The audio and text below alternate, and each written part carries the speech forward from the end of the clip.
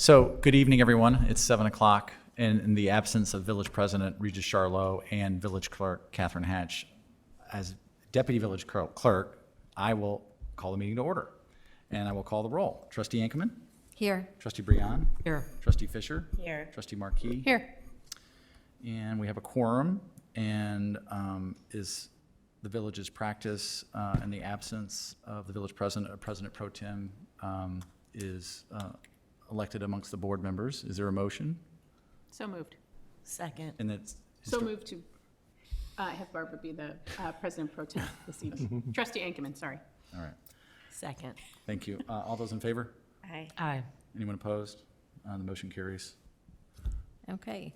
So again, tonight is the fourth joint workshop between the Village Board of Trustees and the PCZBA. The first, I'm sorry, just a couple more housekeeping things. Oh, right.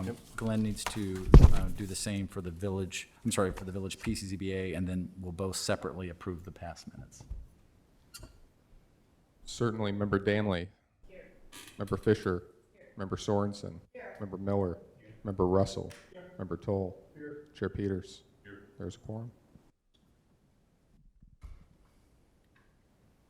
So now Okay. Yep. And so before we get into our agenda, if there are any non-agenda items or visitors who would like to discuss something that is not on tonight's agenda, now is the opportunity to come forth. We don't have anyone in the room, but maybe we have somebody online who would be interested. Is there anyone online by any chance? Nope. No.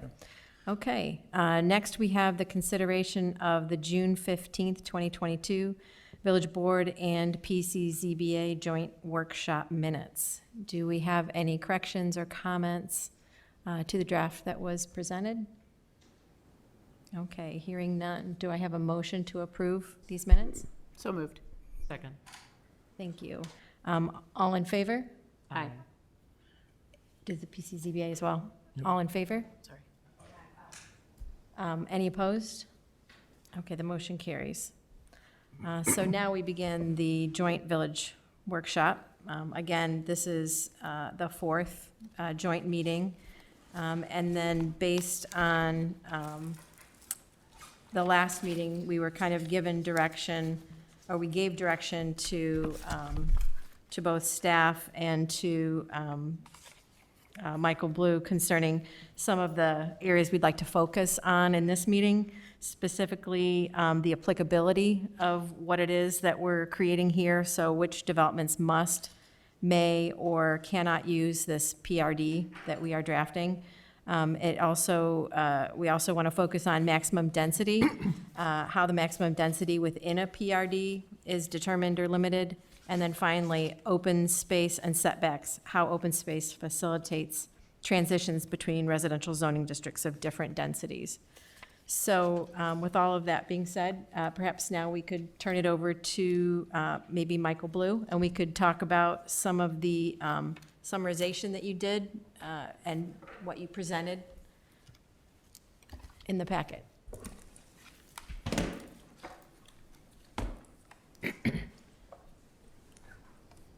Thanks, Glenn. Just-in-time technical services, very efficient. Glenn comes through always.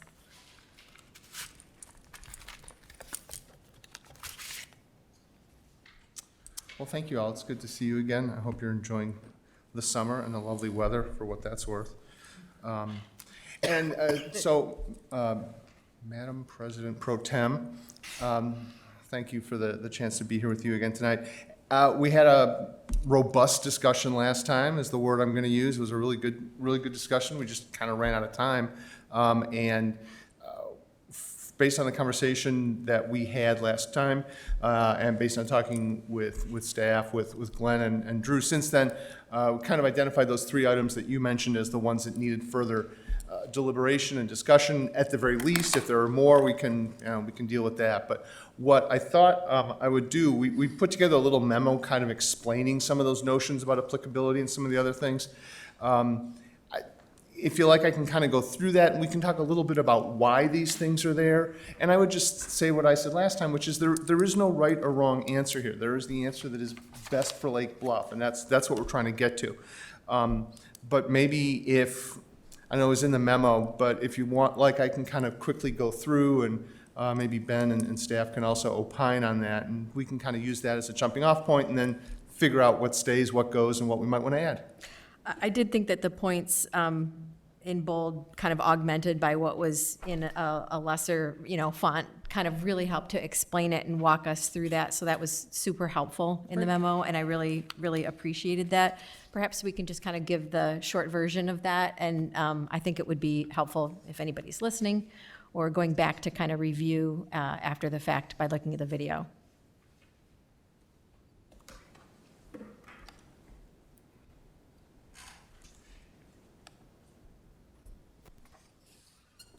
Okay.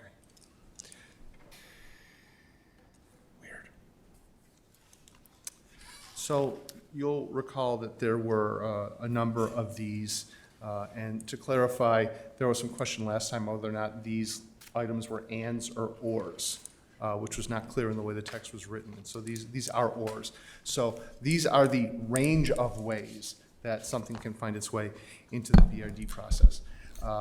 So again, just quickly, because everybody has had a chance to read it, I hope. The first is that a parcel over 6 acres. And again, the idea here is that a parcel of such size is large enough that it's worth a closer look. And there's some consistency with the way the code is written now.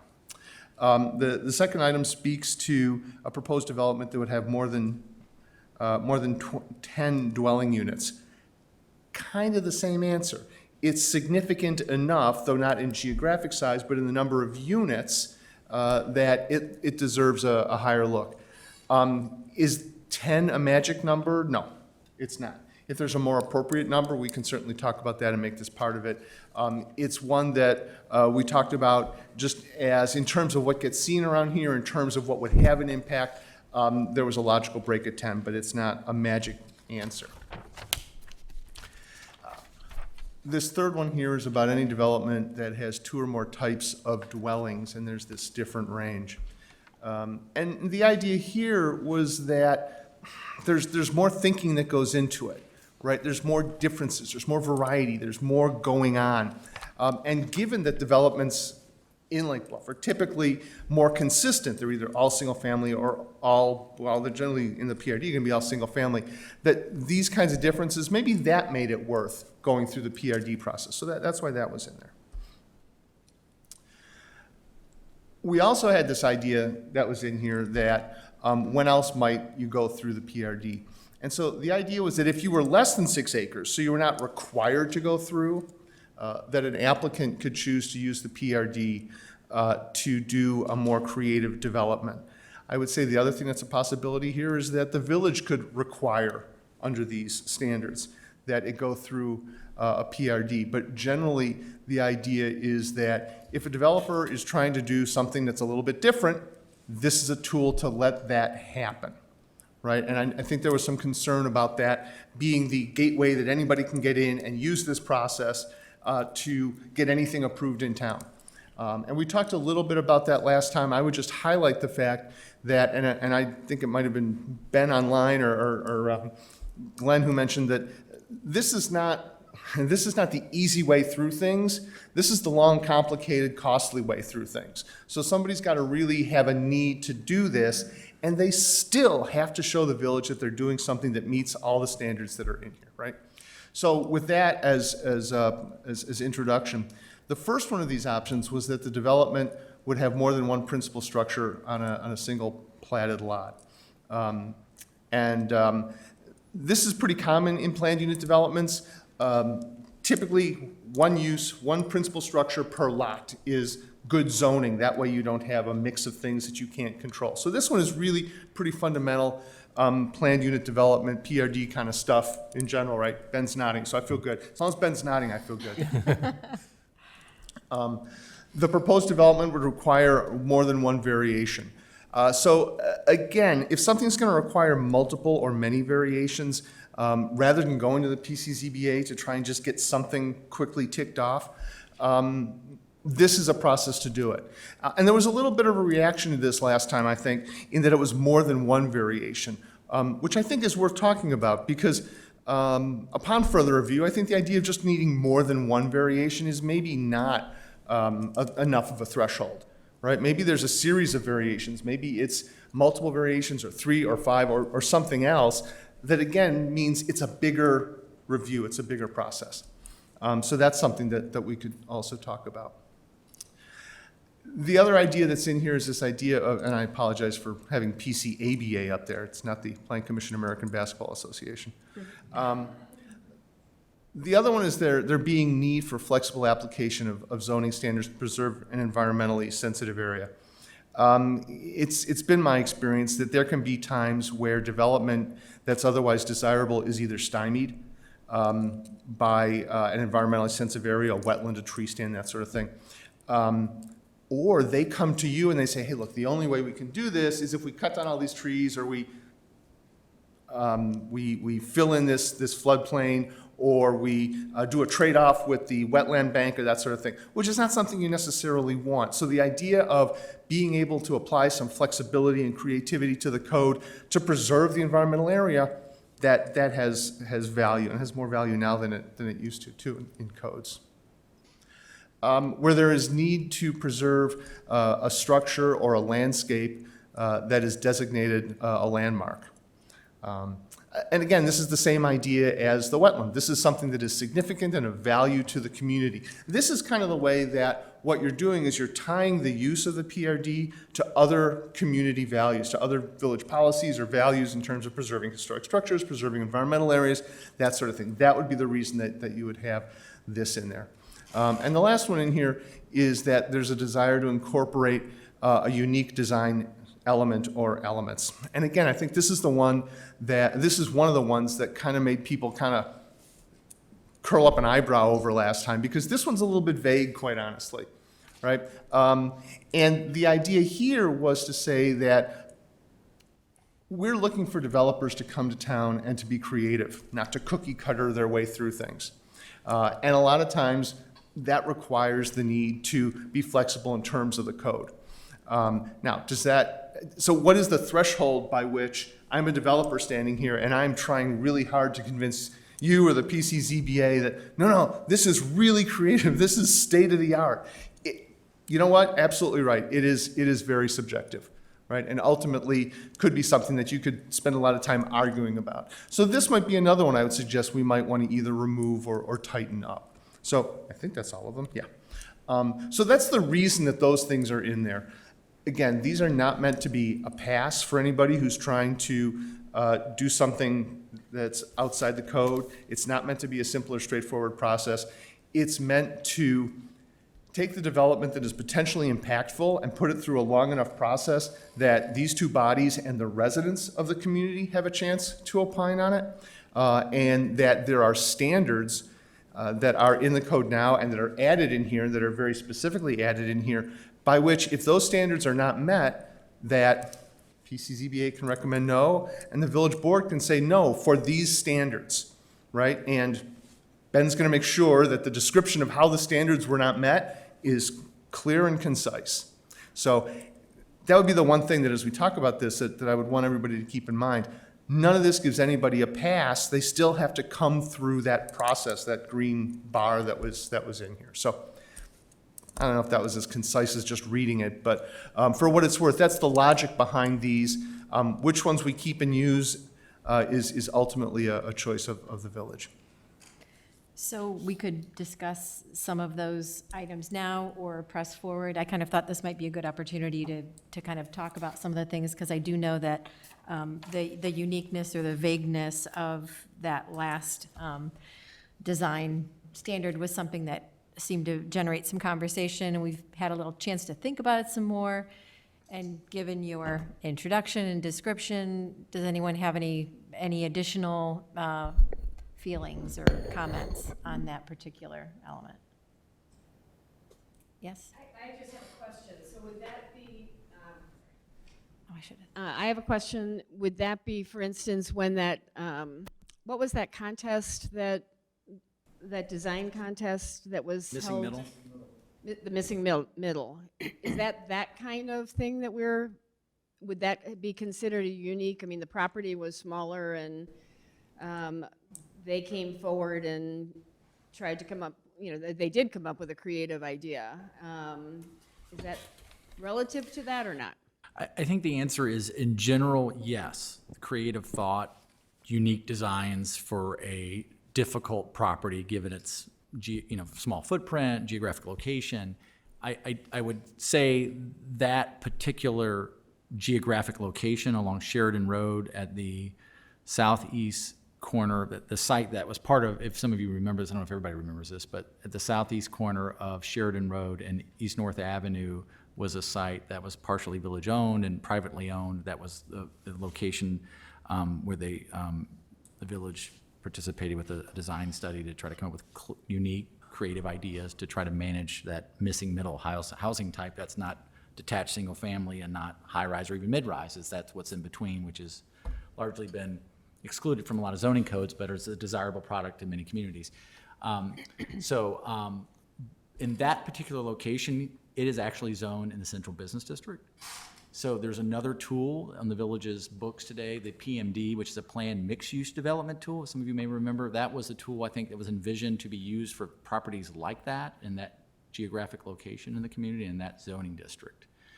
I got a question about that earlier today, is that, is this particular tool envisioned to be used with great robustness and throughout? And I think the answer is no. And I think maybe that's part of what the conversation is now about when is it most applicable, when is it the best, to use for the job. And I think that's but that's the answer. Hopefully that answers your question. I might add too, I think, to some extent, some of these are more objective standards, but that's a subjective one, and that's for the boards reviewing this application to decide. And if you don't think it has those elements, then you could deny the application. You're in the driver's seat with this process, especially when compared to a traditional subdivision. Trustee Fisher, you said you had a comment as well? Yeah, I was thinking that I'm a little uncomfortable with how subjective it is. So I was thinking if there was language that would say number 5 would require one of 1 through 4 to be linked in with it. So you're saying it would not be the It would sole be criteria? This There would be and. an and Yeah. in there. Yeah. Please and thank you. You could, and I'm going to look for Ben to be nodding happily at this, you could say that you have to meet 2 of the 5 or some multiple number of the 5 to be determined at the sole discretion of the PCZBA as to whether or not they meet that standard. You can make as many as you want, and if it was just number 5 that you had the issue with, you could say for number 5, Yeah. Also And had it- to meet one other. one other, but That's what I'm, Yeah, we that's could- kind of what that's- I'm thinking. that is Yeah. certainly something that's doable. That's, my mind though, if anything, if this is a unique use. Just trying to talk loud enough. I heard you. In my mind, if a developer comes with a unique design for a property, something that we're not contemplating now or in the next 5 years, it's likely gonna need at least one variation too, right? So, I mean, I'm not an architect, I'm not a developer, but I can't think of an instance where somebody would come with a proposal that doesn't need the one variation, so I think it would automatically qualify. We're gonna do, one other of these requirements in addition to, a unique design. So you're saying that it is unnecessary to add that stipulation because almost by definition, you'll have 2 of these being satisfied? That is what I'm saying, yes. Trustee Brand, you had some comments? I did. Yep, my previous comments still stand. It's too vague. Unique is vague, and design elements are vague, so nobody knows what that means. And that's the problem, is that when it's vague, then it is, it's not only subjective, but it's up to the developer to determine as opposed to us. And I think what I said last time is still true, is that the goal here should be to be unafraid to have stricter, tighter parameters, because the real goal of zoning and planning is to create expectations for the developer and certainty for residents. people move here and and this is applicable to the document in its entirety. And they want to be able to have some certainty about how things are going to transpire over years in the vicinity to where they live. So that number 5 is just wholly, it's just too vague for my taste. Even if you took Trustee Fisher's suggestion and linked it to something else, the language is just still so vague that I don't know what it really means. It's different. It could be something that's unique in the sense of it's not seen here in Lake Bluff, or it could be so unique it's a pyramid. It doesn't, it doesn't really mean anything. So to me, I don't think it needs to be there. And then I think maybe in number 3, that might need including but not limited to, because again, the vagueness of this, what is an environmentally significant area in Lake Bluff? That's going to be a subjective standard too. So I realize there's always going to be a subjective aspect to some of this, but I do think it's not also a bad idea for there to be, more than one variation. Why not? Why is it just the one or modification? So basically, I'm just reiterating what I said before. So to follow up on that, if we removed 5, I guess the question I would have of you is, do you see then this description of conditions that the development has to meet being incomplete if we exclude number 5? So we're not including something that wouldn't qualify under 1, 2, 3, or 4. And so, to Kate's point, or to Trustee Brown's point, that it's not really adding value or clarity.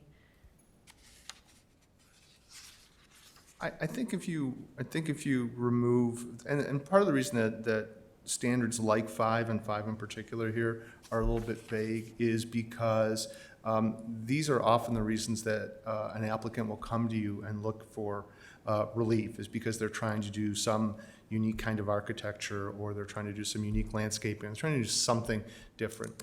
So they're written kind of vague, so there's breadth to let that fit in. But what we're hearing is that, okay, that's fine, but that's not what we want, right? And so if you eliminate this standard, then there's other ways to get into the process. But you've taken away this one, which is kind of vague, and it would be some reason other than a design aspect that somebody came through this with this process. I think you still leave opportunities for people to do something creative, but that's not the sole standard that they're meeting. I think I'm trying to get at what you're saying. And the one thing I would add to what I said is that from a developer's standpoint, it might be unique to us, but it is not unique to them. They've done it before. Yeah. So the last pitch for Block 3 is on McKinley. It's not unique. It was just going to be a redo. There's a house in my neighborhood that's being built, and I just saw it in Wilmette, the identical house.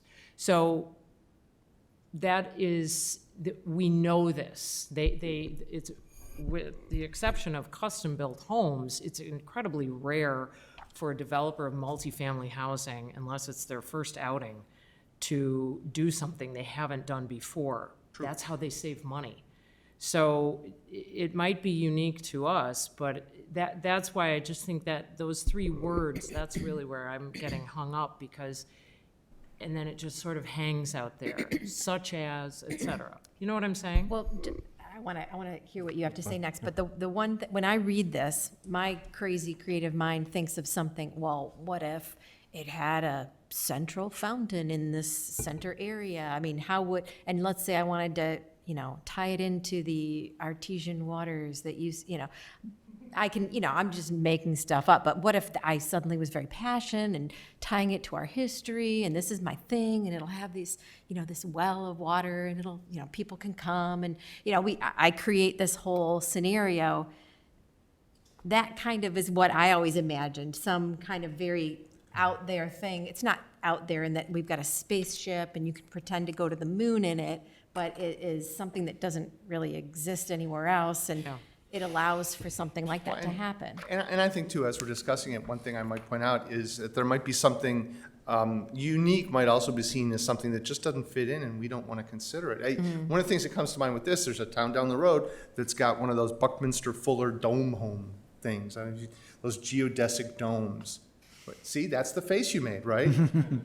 So that were would, just that would talking certainly be unique because you don't see a lot of it around here. But do you want it? Right. Right? And so I think that's kind of what the room is getting at in terms of maybe this is not so much what we want. And sorry, I know there were others who wanted to speak.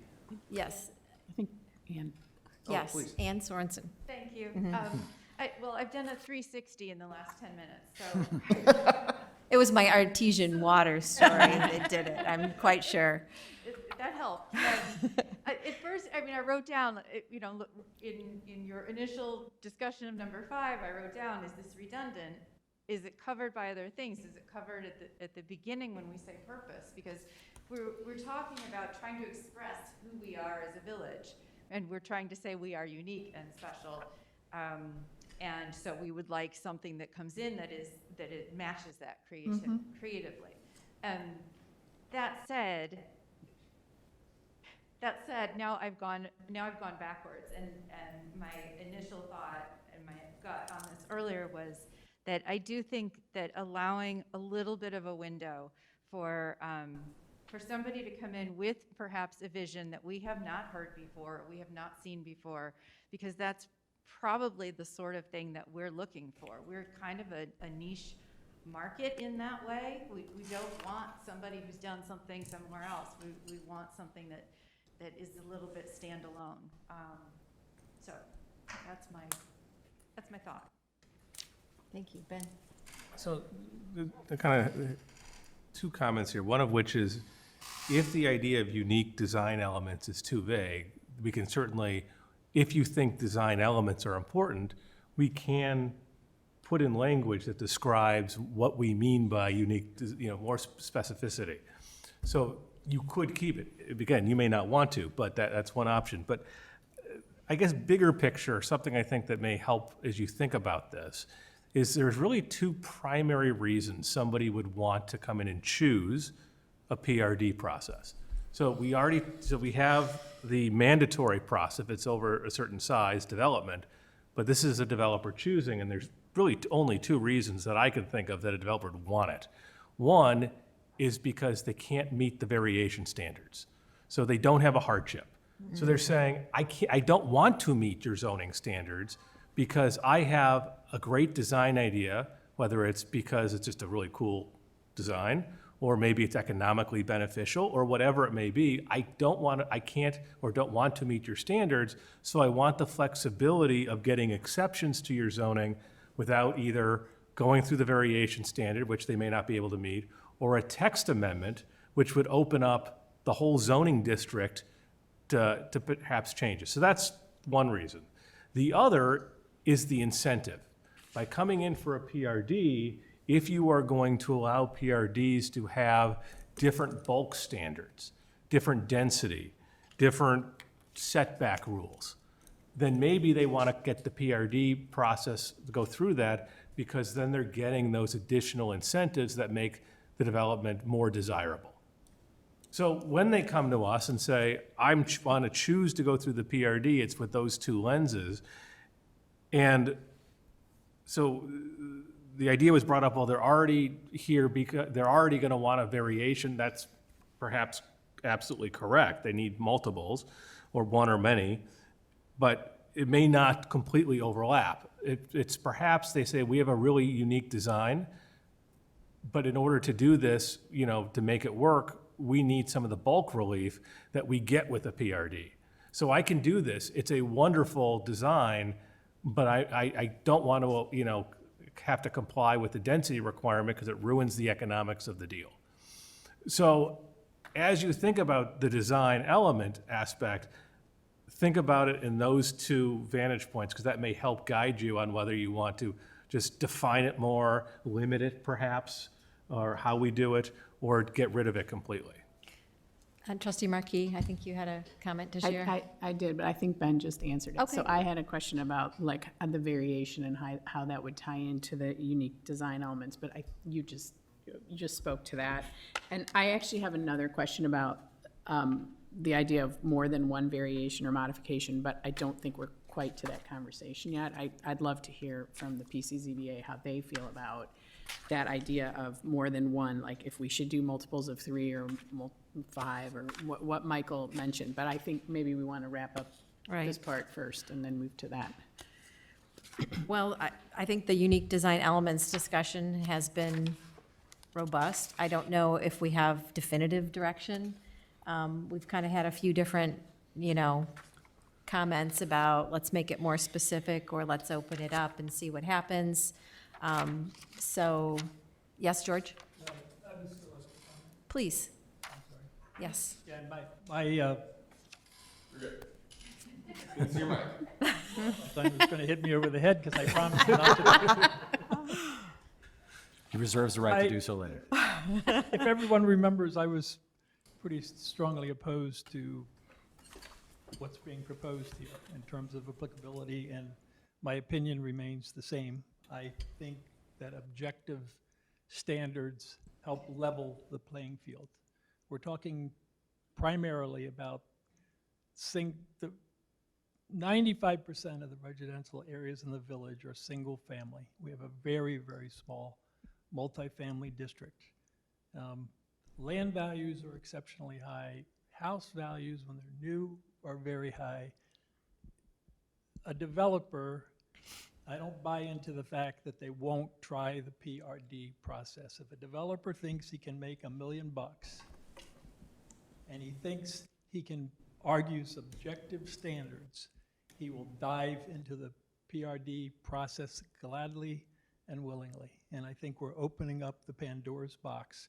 Just last year, we had someone who fervently, strongly believed that they should be allowed to have 2 single-family homes on one lot. And we had a very objective standard that said they're not allowed. And he was turned down. There's so many, we've gone from 6 pages of regulations to 23 pages of regulations. And 80% of the stuff in here, quite frankly, is subjective. I really think this is a very, very bad way to go. I don't know how So can you, strongly I can say that. yes, It opens the door to people that can have a slicker presentation, in my opinion, and that they and everyone, when they move into a single-family zoning district, you'd like to think that the lots on either side of you are going to stay single-family homes, and that they're not going to become a duplex. And this document here, I mean, as I said before, you could take away all 7 of these points and just say anyone can come in if they feel like going through the PRD process. Because practically, if you take each one of these and add them all up, it allows anyone to come in for practically any lot. And it just doesn't make sense to me. I've reviewed building applications for almost 30 years, and the primary objective of most developers is to maximize their profits. They don't care about the neighbors. And that's why I'm opposed to this particular type of PRD reg. I favor, and maybe it's because of my engineering background, objective standards, because I think, once again, that they level the playing field. so you're not,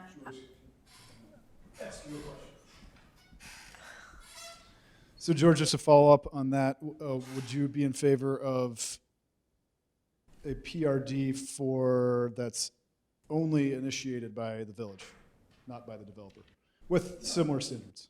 No, I think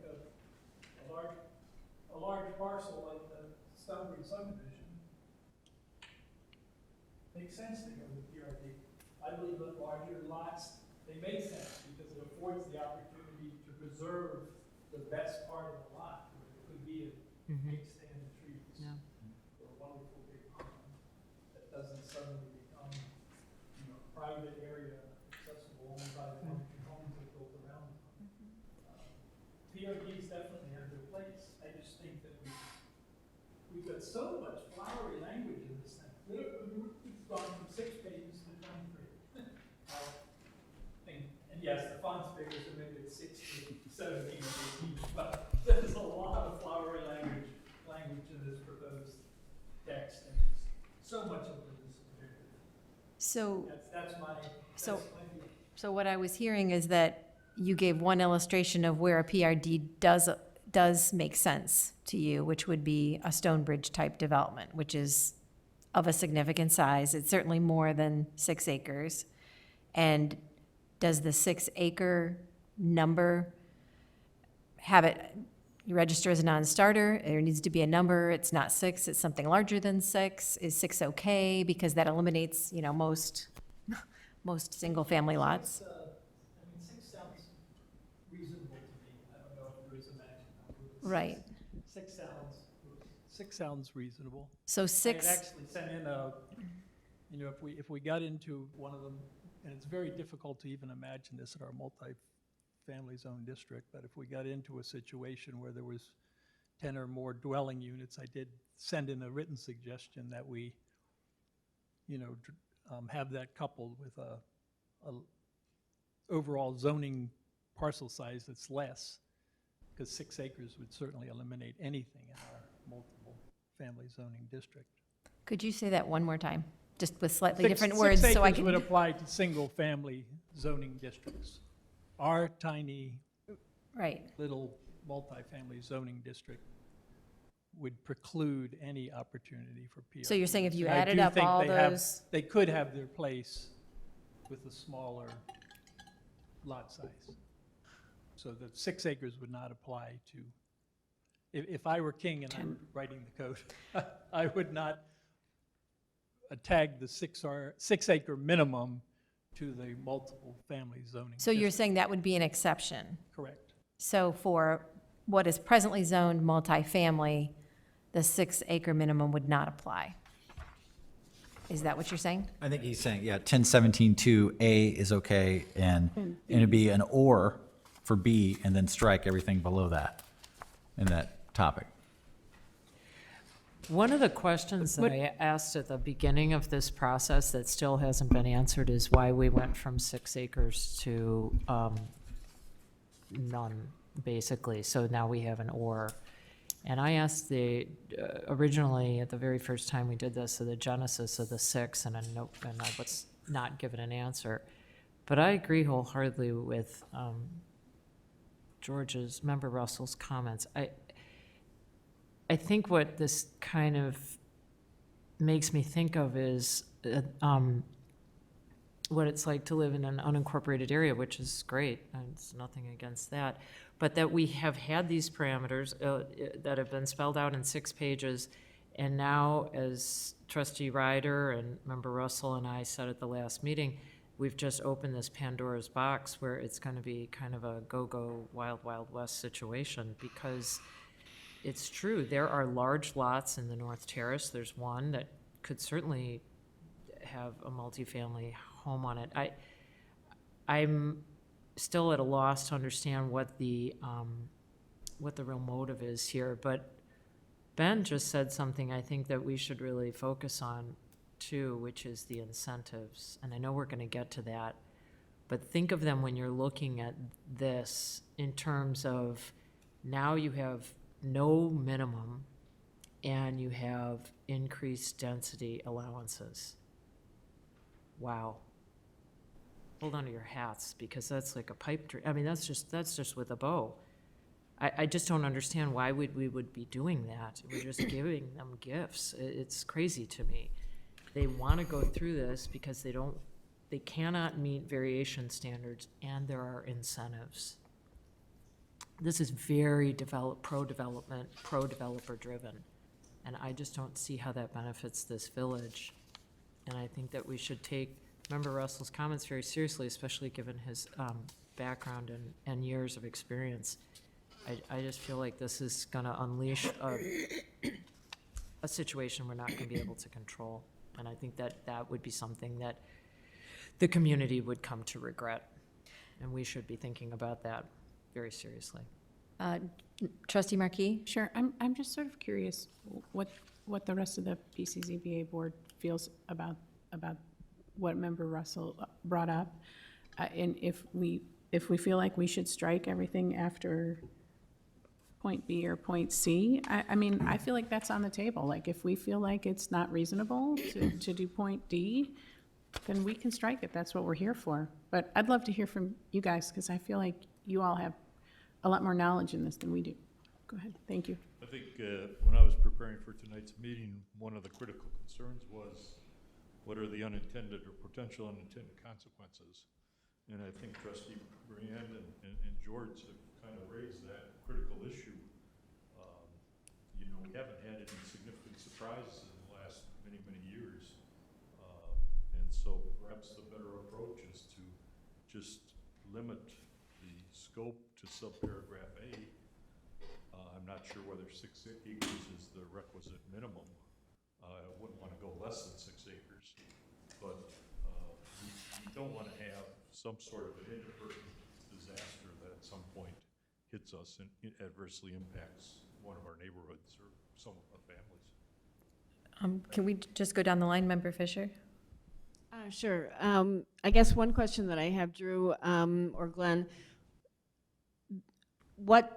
do we have some things that are coming along or something that would be 4 acres? Or, I mean, is 6 acres the logical dividing thing? When I think of recent subdivisions, Lansdowne, okay, that was probably about 10 acres, I'm guessing.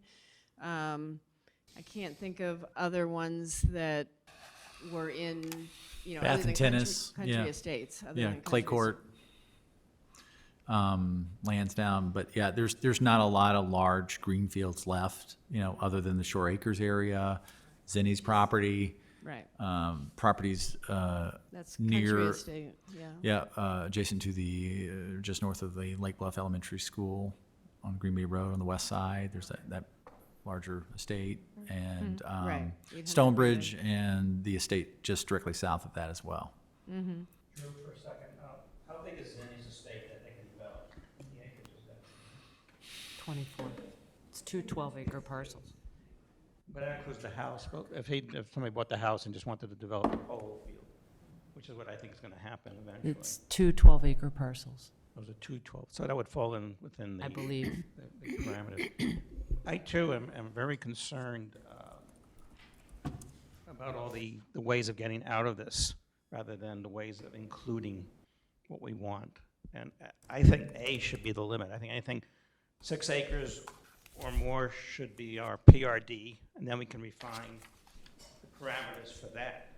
Why should we, in my mind, allow somebody to buy 2 or 3 homes in the village and say they want to do a PRD on 1 acre and use these parameters as their guide? So I truly believe we need to simplify this and make it specific of what a PRD will be inclusive of. Thank you. Member Danley, would you like to comment? I agree. I think we should probably get rid of the flexible application objective standards. I agree with, which could level the playing field, but I also have a little bit more, I guess I feel like, what do we want? I mean, do we want a developer to come to this? And we make it so difficult. It's hard enough with how much it's going to cost, let alone, do we want this? I mean, because we can also look at it that we can push for higher standards. We can work with really putting, and maybe that's something that eliminating being flexible, but it's our job on the PCZBA, it's your job to really work to collaborate and work the higher standards, and the Architectural Review Board as well. And I love the idea that we're all going to be together pushing for what we want in this community. So, you know, to think that we want certainty, I don't think so. To think that we need to be stricter, I think that's where we collaborate and make that happen when we have somebody that could make a difference in building our community, because I think we do need to build and we can't just block it. So I am worried about just feeling that, you know, we want the certainty and we want everything to be status quo instead of thinking that what we could have could be even better. So I really want to push for higher standards and push collaboration. And I know that might not be what this is about, flexible application, because I do worry about, you know, opening the door, but they're going to open the door to come in, but we're going to question it all the way through.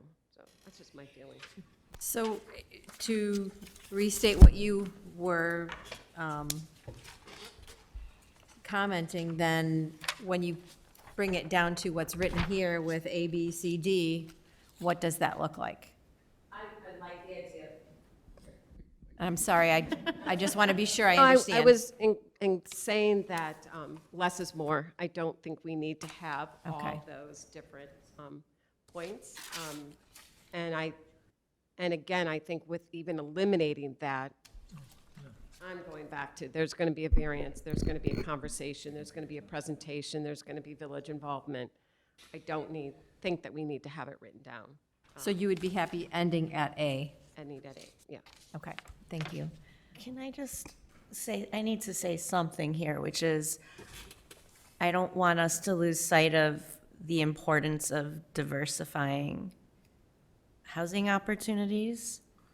And my concern now is that if, and I appreciate what Member Danley was saying.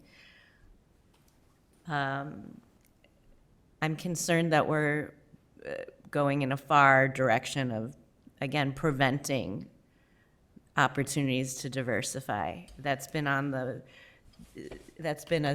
point of interest for our community and for this board for a long time, and I'm hearing a lot of discussion that seems to create higher walls, and I know that the intention is to preserve the vibe that we have come to expect in Lake Bluff, but it is veering in a direction that sounds very preventative from exploring how do we diversify the housing options. So I just want to point that out. So I think I'm more comfortable continuing to include A, B, and C. If we're talking about eliminating D, I think I still would like to see some language in there that provides for discussion. And again, what Member Danley is pointing out is there's still the firing squad of us asking the questions, and we are discerning.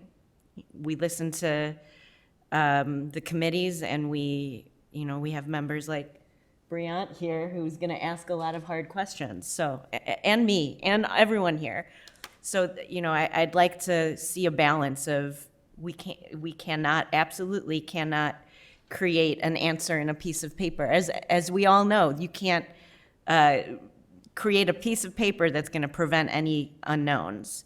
But what I don't want to do is become so restrictive that we are going against what I believe the intention of our community is to be open and to be figuring out ways that we keep inviting people in instead of blocking them out.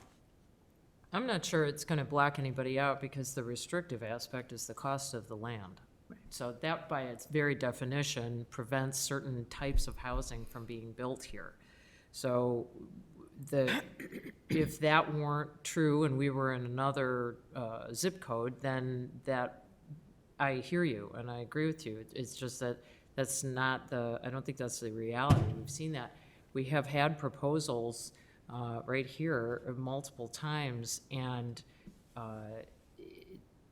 beyond this, this area, they would never be considered affordable. So, because the price point was so incredibly high, and they'd be higher still today because of construction costs. So I hear what you're saying, but I do think that we owe it to people to kind of strike some happy medium, because I just still agree with Member Russell. I think this goes too far, to the point where it's too much, and then how do you rein it back in? That's my concern. I think too. I think we can achieve diversity of housing through like, if you were looking at like Stonebridge, we were talking about putting all different types of housing in Stonebridge. So at one point, I think there was discussion of condos, apartments, different multifamily, different ideas in Stonebridge. So I think we can still achieve that. If we narrow it down to the 6 acres, I think we also have a responsibility to folks that have come here and bought a home and expect, like Member Russell said, a single-family home next to them. I think that's part of our responsibility too. So it's a hard balance, and I see both sides of that, but I think that we can achieve it. I don't think by necessarily saying 6 acres or greater, we're saying no diversity of housing. I think we can still achieve that. I think we were almost through the PCZBA. Member Toll's been holding the mic. Sorry. You know what, actually, some of my comments were just said, but I do want to circle back and just remember why we're having this conversation in the first place, is that, yes, we've had the 6-page PRD for a long time, but we're having this conversation because we decided that that wasn't working for us, and we needed to re-explore it, and maybe we needed to find new creative ways for developers to come to us with proposals. So in my mind, the biggest thing that we need to decide is, what is our goal? Is it protection of current residents, or is it finding creative developers to bring solutions to the needs that we believe we have? And I don't think we're going to all agree exactly on that level of which we need to do. So we just need to find some sort of consensus, if we can, and produce a document to do that. As far as the specific language in this, I don't really have a problem with some flexibility, because we can always say no, right? They can come to us in a workshop and we say, that's just way out there, that's not gonna work. Come, if you wanna come back and do another proposal, fine. But what you've presented so far is so unique that we're not gonna allow that for a PRD. Just one more comment. I don't think having a PRD restricted to 6 acres prevents some developer to come in and say, well, I like this block. I think multifamily senior citizen housing would work here. I don't think they need a PRD to tell them to do that or not do that if a lot's available. But I think with our discussions here, having the PRD very limited will keep a lot of the riffraff out, a lot of the pie-in-the-sky developments that won't fit into Lake Bluff and won't even get the heartbeat going. So developers can still come to us and say, I want to build on this lot and I want to build so-and-so. But it doesn't have to be part of the PRD, in my mind. So you're advocating for a simpler document that would end at A or B? Correct. I mean, the PRD should be for a large acreage with multiple dwellings. Mm-hmm. I don't think we have to nitpick. If you're going to buy 2 lots in the village, somebody wants to put a PRD, do a PRD application because they want to put 2 homes on there or 3 homes. I think they can come to us anyway, because it would be a variation. Mm-hmm. And we can tell them no, or yes, as the case may be. And members, I was going to say, we heard from Member Sorensen, but at some point, let's circle back and see if there are any other comments. Yes? Okay, I guess one thing that I was struggling with is, and Taryn, I think you kind of hit the nail on the head, a large group of people in the community got together and did the strategic plan, and our strategic plan talked about inclusion and diversity and affordability and transitional, the ability to transition and all of that kind of thing. And then frequently when we have opportunities to contemplate change of something, in my opinion, it seems that a different group of people who did not have anything to do with that strategic plan come, and they have very, very strong and passionate ideas that counter that. What I would love to avoid, I guess, is that 3 things that I have not even been on the board long enough to, but as a resident, I watch the short-term rentals, and that was for a purpose, I thought, to allow people to stay in their homes somewhat longer, have an income that would maybe pay taxes, et cetera. It became so burdensome, again, my opinion, and rigid, that we've had 0 applications that are still in effect. I think one person did it and then 0 applications. The second one was attempting to do Block 3. A height restriction was put in, again, my interpretation. Ultimately made it perhaps financially not doable, seemingly for developers. And then the third one was the accessory dwelling units, and I understand 0 applications there. So I don't want to create ordinances or policies or something like that that nobody can jump through the hoops to get to, because I think that's bad governance in a sense. And I guess one thing I was thinking, just last thing, was one community in our community, and you're familiar with it, I think, Barbara, the sanctuary, to me, is a very, very viable community. When you look at walkability, when you look at a lot of the things that we talk about, and if this plan came today, is it something we want? Is it something we don't want? Do we, I guess I'm trying to figure out who we are and who we are catering to a wide audience. Well, we're catering to 2 audiences in our community, it seems like. So how do we straddle that? And, is this something, obviously, the terraces got created, back in the 60s. They filled a need at the time. It was grid housing, lines and everything. This was the next iteration 30 years later. It was curvilinear streets and such. But it's got 6 ponds, it's got walking trails, it's got open space, it's got a park. It has people all over the place on weekends, and when you talk about community and stuff. So to me, this sounds like something that we want, but then do we want it? I don't know. So long story, sorry. Thank you for those comments. And Member Sorensen?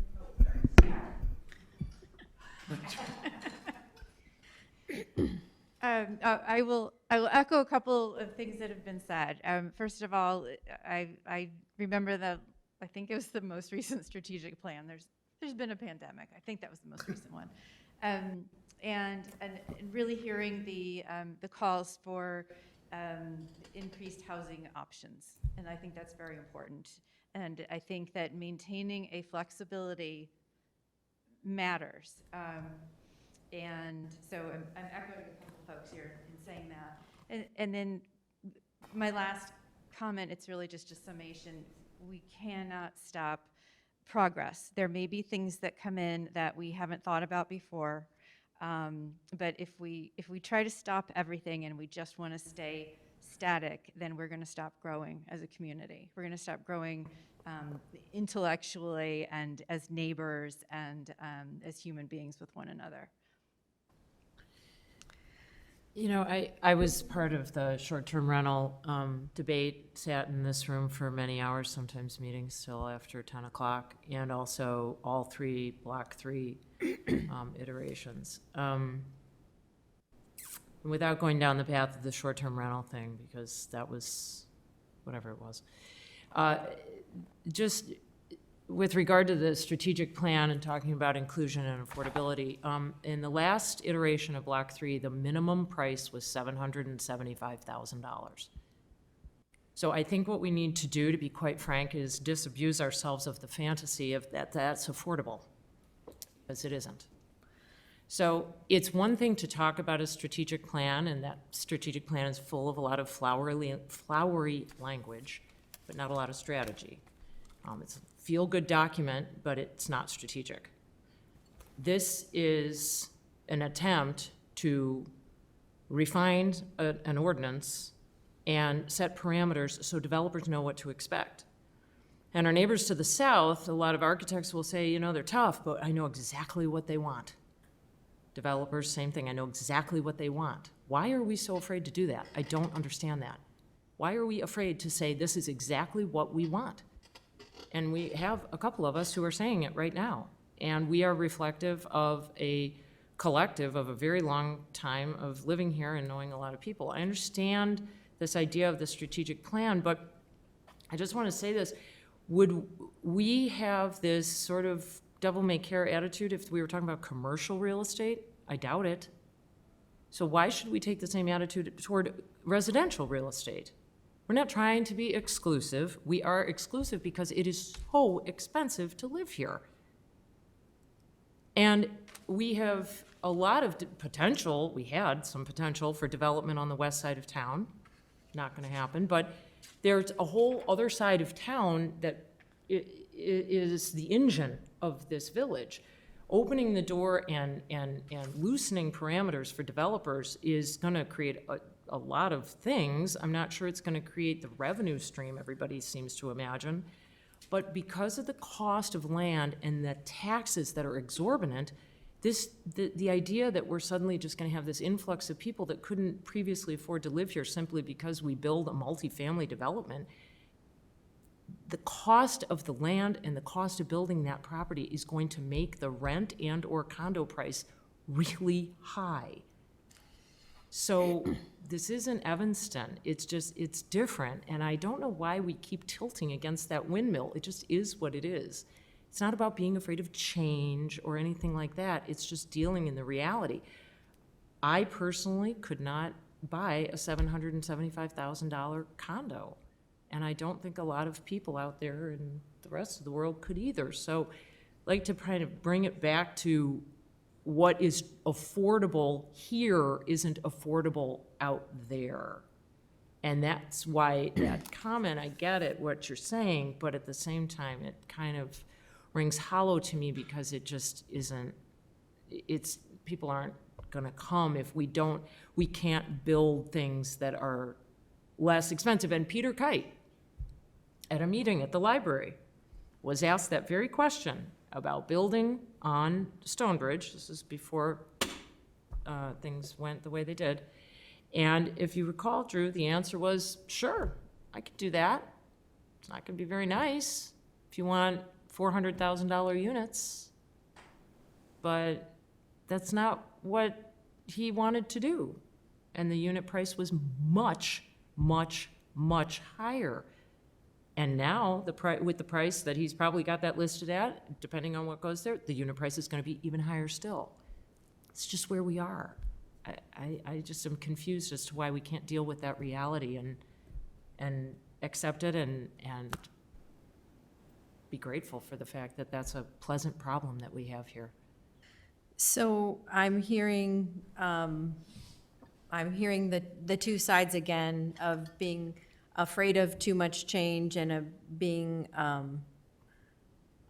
afraid of opening up the Wild West. And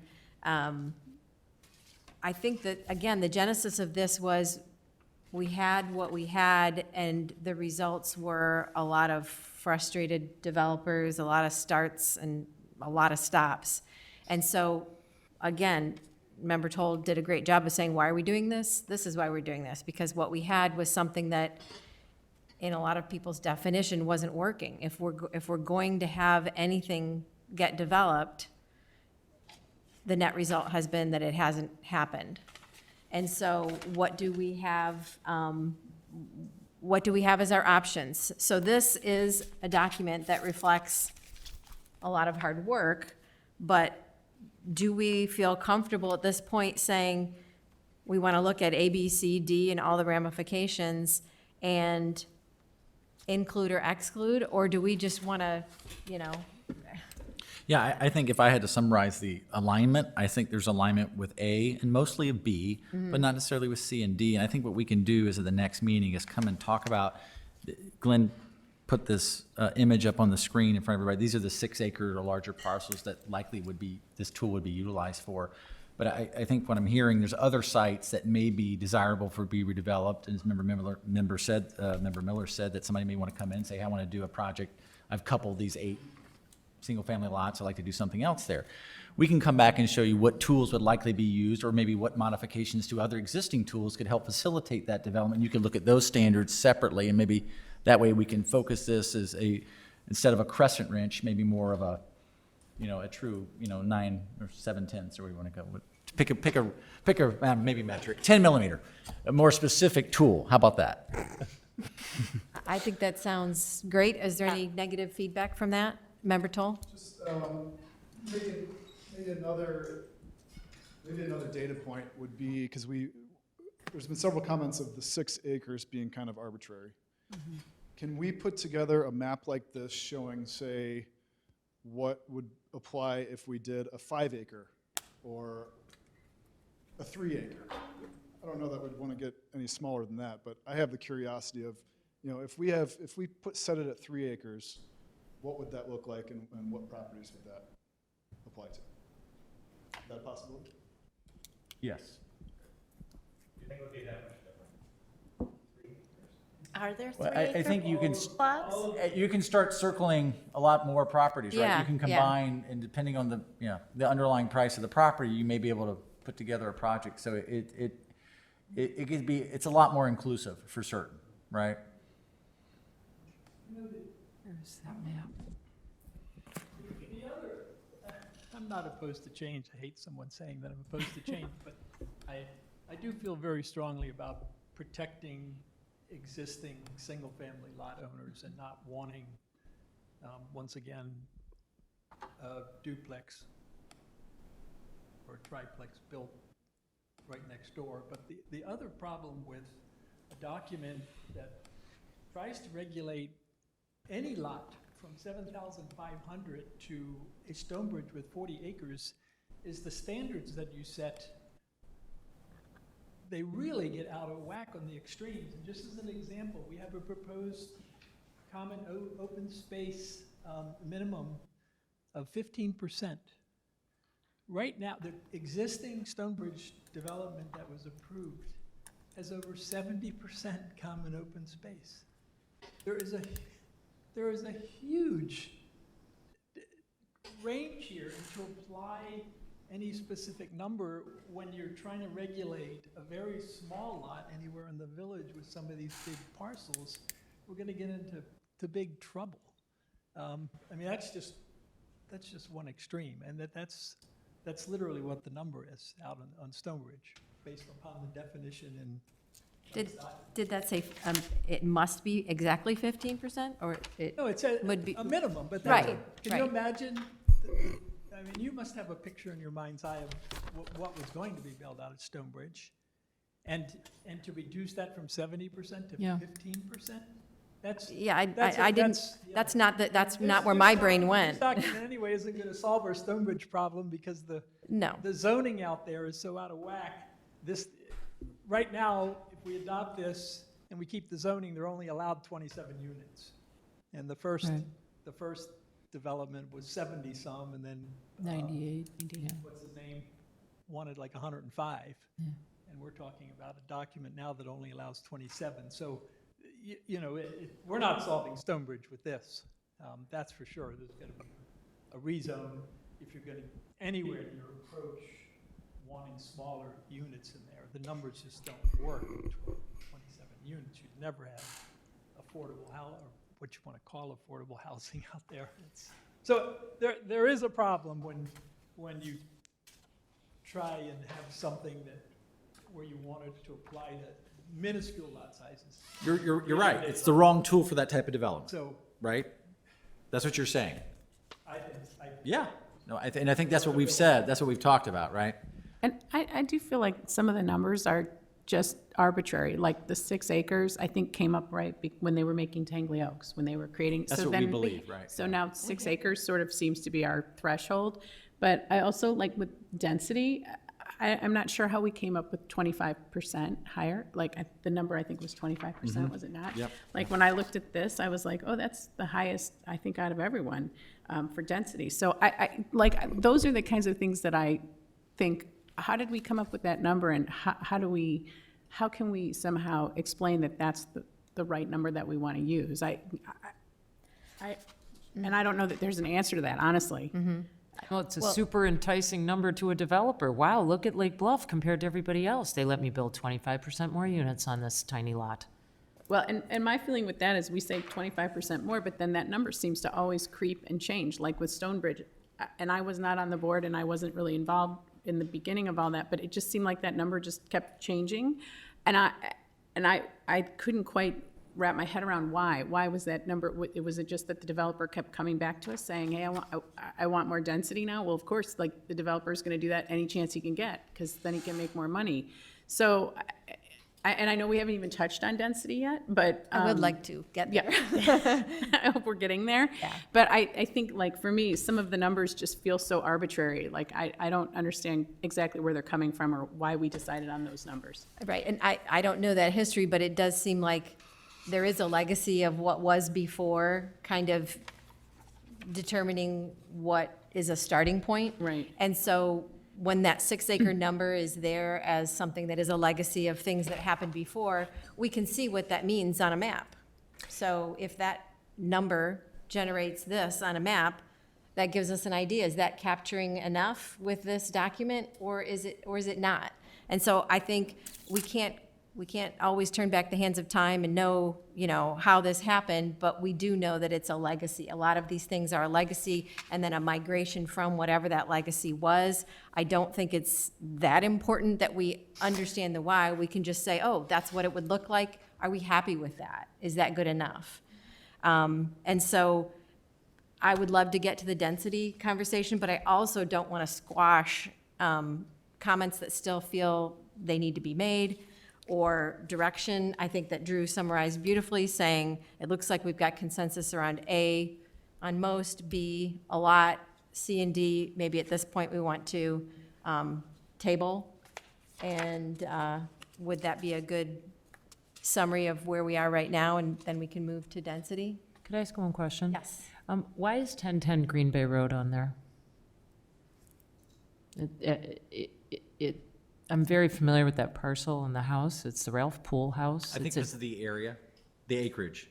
There's no subjective judgment here on Just what's acreage. appropriate for Right, development it's a or not. David It's just a Adler single- home. I'm just curious, it would have to go away in order to build on Not that piece of necessarily. It could be part of a Very preservation effort. necessarily. Yeah, unless you plowed through someplace else. I mean, I've spent a lot of time on that piece of property. I just think that's an odd I think it place. was the 6-acre. Right. It triggered that, yeah, That's the area. all it is. Right. Right, and Got that's it. not Can I make magic. one clarifying Yes. Member question Toll? / comment? Yes. We talked about diversity of housing. In my mind, that's not just affordability, Thank you. right? I mean, there is certainly a market for a $775,000 condo. In fact, I know several people who would jump at the chance to pre-buy a $775,000 condo in town because they want to stay in town. God bless But they don't want their big, 5,000 square foot home. So I just wanted to make that clarification that when we talk about diversity of housing, it's not just the affordability aspect. I really appreciate you saying that. I didn't want to belabor it. And in that same line, I actually really do want to ask Member Russell, because you've said it twice, this concept of protecting current residents from duplexes. It's striking a chord that I need to understand more why we need to protect from that. Because it's along the same lines where, that's kind of what I'm envisioning, that there is, look, I'm really interested in affordable housing, but the aging out, the issue of grandparents being able to stay, accessible living, a duplex is more manageable. So I need to understand better why that's something that needs to be I guess protected. It's 30 years of, 35 years of working and/or living in the village and seeing the different developments that were proposed in the different subdivisions. I remember when along East Witchwood, down just to the east of where President Charlot lives now, there was one home that was torn down, and there were 3 homes that were built, all single family, all very lovely. And the neighbors were completely outraged. I am very firmly convinced that 95% of the residents living in single-family areas of this village, the existing single-family, do not want a duplex popping up right next to them. But They don't. But I don't I just don't understand where that comes, like, the data, or like, what does it mean? People's habits over 30 years. It's the same way with block 3, the residents along the street to the north, to go out in your backyard and suddenly have this 32-foot tall building with a patio literally looking right down in your backyard. I see why, I understand why they were outraged. But that's not necessarily what a duplex looks like.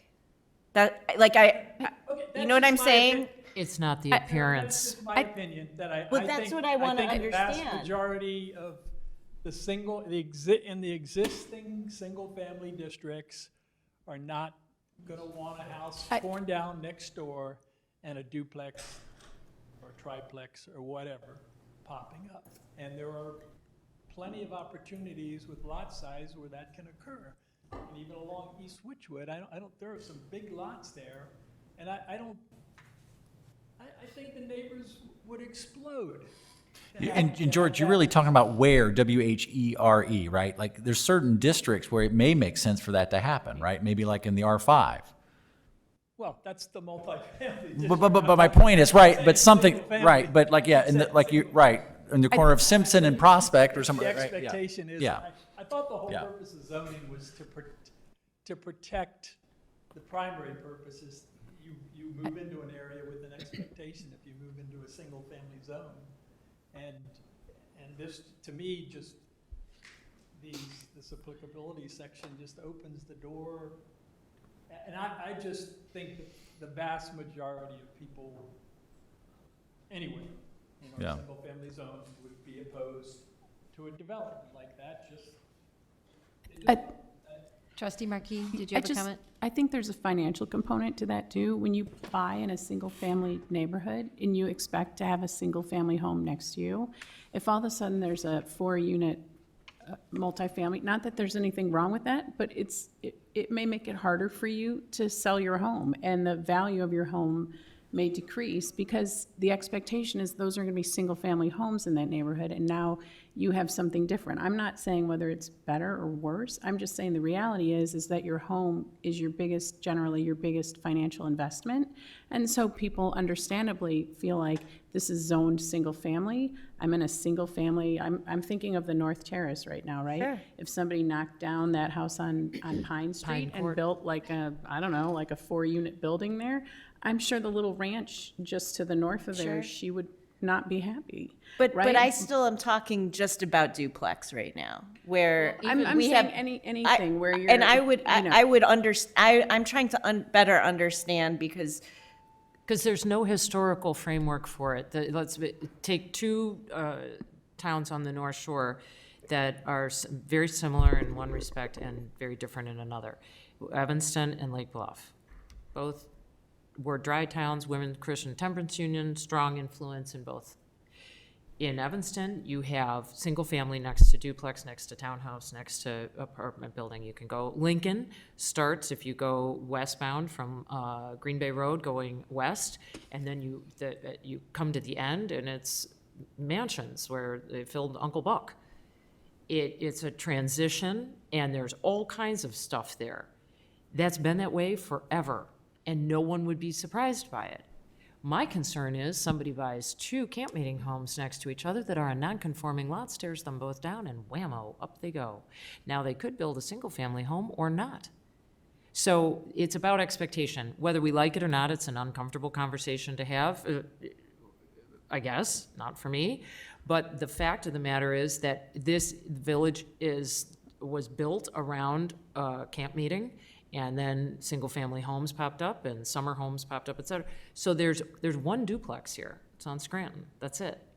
And I think what Member Russell's point is that basically we're trying to preserve the existing zoning in the districts in which single-family is it. That's it. And I don't see a problem with doing that. I know that there are places where they're eliminating it. We do have the missing middle. It's not missing at all. It's right over on North Avenue in Washington. I've never understood why we kept saying that because it's right there. And we have it. And so there's a district where we could do that. And I know there's a whole document that proposes a whole bunch of development, tearing down everything on Block 2 and building giant buildings on Block 2 that are all mixed-use development. So it's in the works in theory. It's there. it's not like it's not gonna happen, it's just that there are certain parts of town where people have spent millions of dollars, and it would be fine, but I think that it would generate a lot of, I mean, the short-term rental thing would look like a tea party compared to what would happen then. Because it may or may not have the depressive effect on the value of homes, and that's maybe not here, it's people's biggest assets, but it's one of them.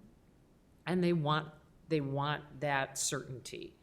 And I think historically, if you don't have that mix of housing types, to suddenly just open the floodgates to it. But we do. People. I mean, you just said we do. In one Well, spot. And one- what, Excuse me, I think we're getting away from now I'm just PRD. saying is that. I understand that. I think we're just getting away from the PRD and maybe need to focus back on while we're here tonight.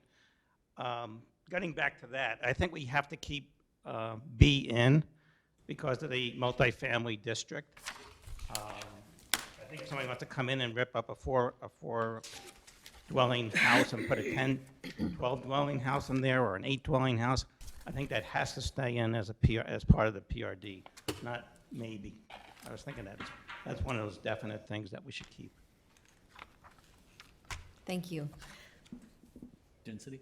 I think we ought to move on to density. Thank you for that prod in the right direction. Okay, so we are now on page 3 of the document, and perhaps we could have a similar tee-off with just going through what has been summarized here, and then we can discuss further. Thank you.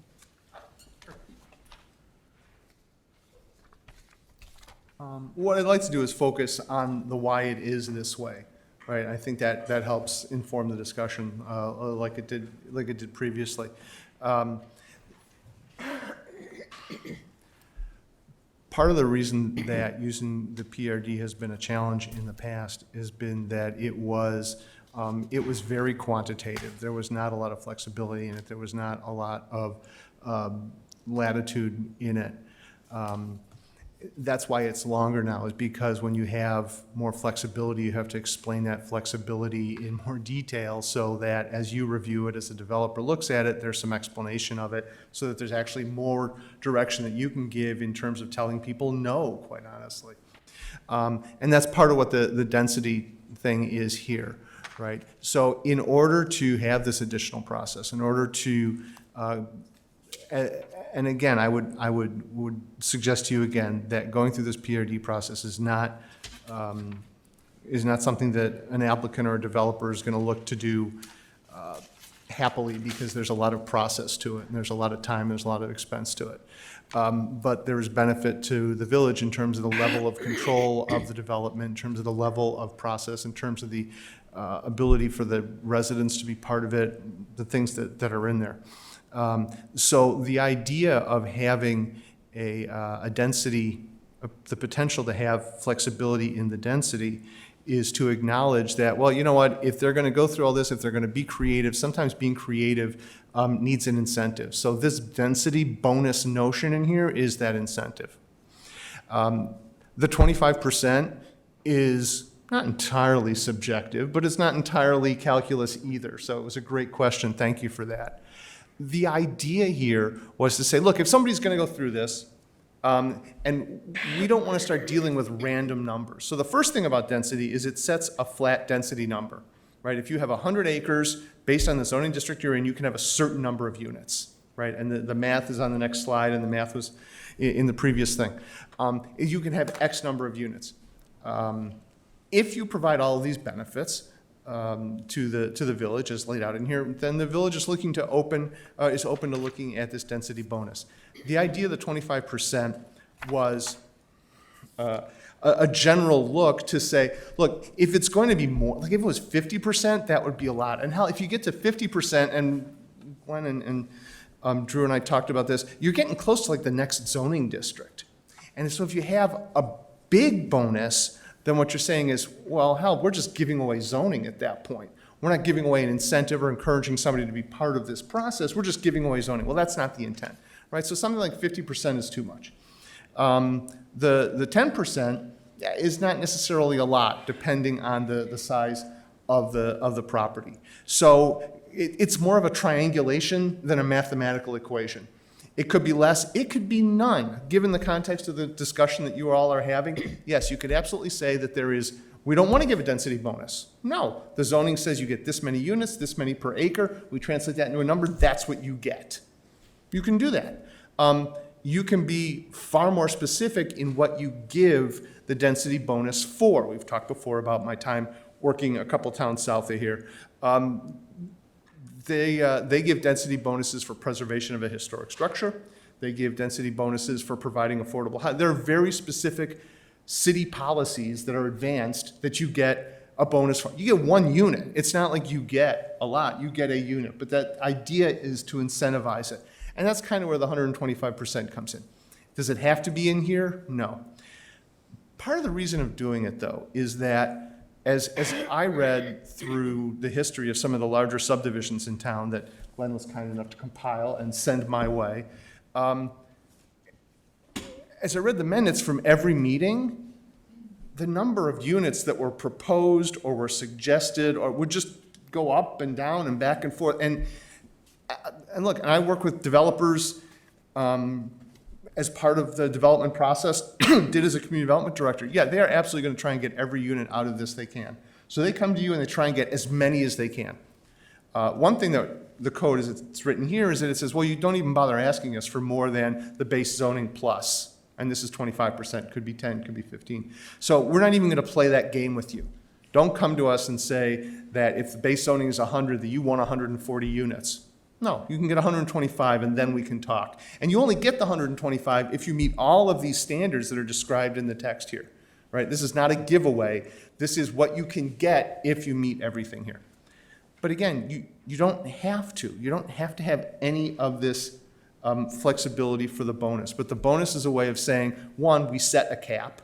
I will tell you that in looking through it, one of the thoughts I had was, well, at least the residents will know that if the village is going to look at somebody requesting and potentially getting more density, it's not going to be more than this. So there's that kind of predictability, independent of what the number is. So like I said, it can be 25, it can be 10, it can be 0. Would not suggest that it start to get to 35 and 50 and that, because then you're starting to give away zoning. You're taking an R2 density and you're taking an R2 lot and giving them R3 density. Well, then it might as well be R3. And if they want that, let them come to you and say, I want to rezone. Right? Make the process even more complex for them, which is fine, right? They absolutely should. So that's the logic behind having the maximum density that's in here is based on the lot sizes that are there now. The other thing about it, though, is it says this is the number of units you can have. And part of the idea of the PRD is that, well, it doesn't mean you have to have those lots. You don't have to have 10,000 square foot lots or 70,000 square foot lots or 40,000, whatever it is. You get the number of units that you would generally get, but you can be flexible in terms of where you put them and how you lay them out. And there's text in there about clustering and how they get designed, and there's a lot of rules in there about clustering so people aren't just doing a crummy job of it, right? So that's the kind of flexibility that's built in there. We've set the number of units, we've given you your potential bonus if you're going to get that. And even if you do away with the bonus, what you're saying to the applicant is, look, you can do this differently. You can take that hypothetical 100 units that I'm talking about, and you don't have to spread them evenly in lots. Let's talk about clustering them and preserving perhaps an open area or adding a park for the neighborhood, right? So that's the idea of all of this, how density is calculated and applied. The density as it first appears here, this maximum density, is sort of a surrogate for lot size, and that sets the number of units. The bonus that's in here, the density, the potential density bonus, is a way of saying, we'd like to see some of this, meet some of these other standards. And if you go back and you look to the standards, they are the kinds of things that have been part of this discussion in terms of variety of housing type and such. If that's not going to be part of the discussion, then that's fine, it doesn't have to be, but that's the idea. You can have these additional units if you meet these standards. That's the reason for all that stuff at the beginning and the pictures at the beginning. These are all the things that we are looking for. It goes to the diversity and variety of housing stock that we've been talking about here. If you do that, you can get this bonus. If you don't, I would say to the previous conversation too, I have more faith in the process. I think because I've been through the process more than a lot of folks here, because there's not been a lot of this kind of development in Lake Bluff, right? I've been through the PUD process a lot of times, and the ability to say no is always there. The ability to say no at the beginning is always there. That whole preliminary meeting stuff. I was talking to another town about this yesterday. I actually talked to developers about this the other day, about this type of process. And they say, if you go to this meeting and you kind of hear from the village, whether it's the PCZBA or the village board, and they tell you, we don't think so, what are you going to do? They universally will tell you, we're going to walk. Because they're not going to invest the time, they're not going to spend the money. I think that you touched on a very good point, which I think kind of flavors everybody's opinion of this discussion based on whatever their natural inclination is. And that is that it's all of what is being done here in terms of what is being proposed has this assumption that first, this process of going through a PRD, whatever it ends up looking like, it's going to be so, not stringent, it's going to require stamina. The developers will call it onerous, let's just put it that way. Okay, so it's gonna take a supreme effort. So because of that, it's going to kind of narrow the number of applicants to this process. Whether you buy into that or not, some people are gonna say, heck no, it's the Wild West. And the other half is gonna say, oh, this is so burdensome, that we have to also understand the second assumption, which is, if we don't incentivize, we're going to get the same thing we had before, which is a lot of nothing. Right. And so I think it's an important discussion, or an important, maybe just everybody raise their hand. Do you buy into that assumption? Because everything is based on that developers are going to be put off. This is an onerous process. It's going to winnow out some, things that we don't want to waste our time on. And because of that, we still have these other things we want to see, so let's incentivize it. I don't know. I think that's important, because that seems to be a real strong basis. Everybody poo-poos, and then you say, oh, no, it's really not that way at all. So how do we move forward? How do we know? You've got all this experience, and you've got all your experience, and you've got all your experience. How do we bring this together? That's my question. I don't know how to make everybody feel comfortable that their experience isn't just being denied as reality. Any thoughts on these basic assumptions? Do you believe it? Do you buy it? Do you? Bring up just one idea that kind of came to mind. Much of the hesitation with all of this has been with the single-family zoning areas. Can we just exclude them? Choose a few zoning areas that we're like, we don't want to see duplexes there. We don't want to see multifamily, and say, no PRDs. Well, isn't that of those 6 acre, Well, isn't that all of them that would be excluded then? I'm saying if we were to allow for flexibility for a developer trying to do a less than 6 acre project, then we just say, fine, but you can't do it in the R3 to R4 zoning districts. Oh, we're back to the 6 acre, less than 6 acre discussion, which I thought we moved on from. Did we, I don't know, did we eliminate everything beyond the 6 acres? No, because as I heard it, it was 6 acres or 10 or more units. Right. Right. So I guess that would probably eliminate all of the single-family zoning areas anyway, because you couldn't put 10 units on a. To answer your question though, hypothetically, and I'm going to look for Ben to nod again. Hypothetically, yes, you could pick which zoning districts you can do this in.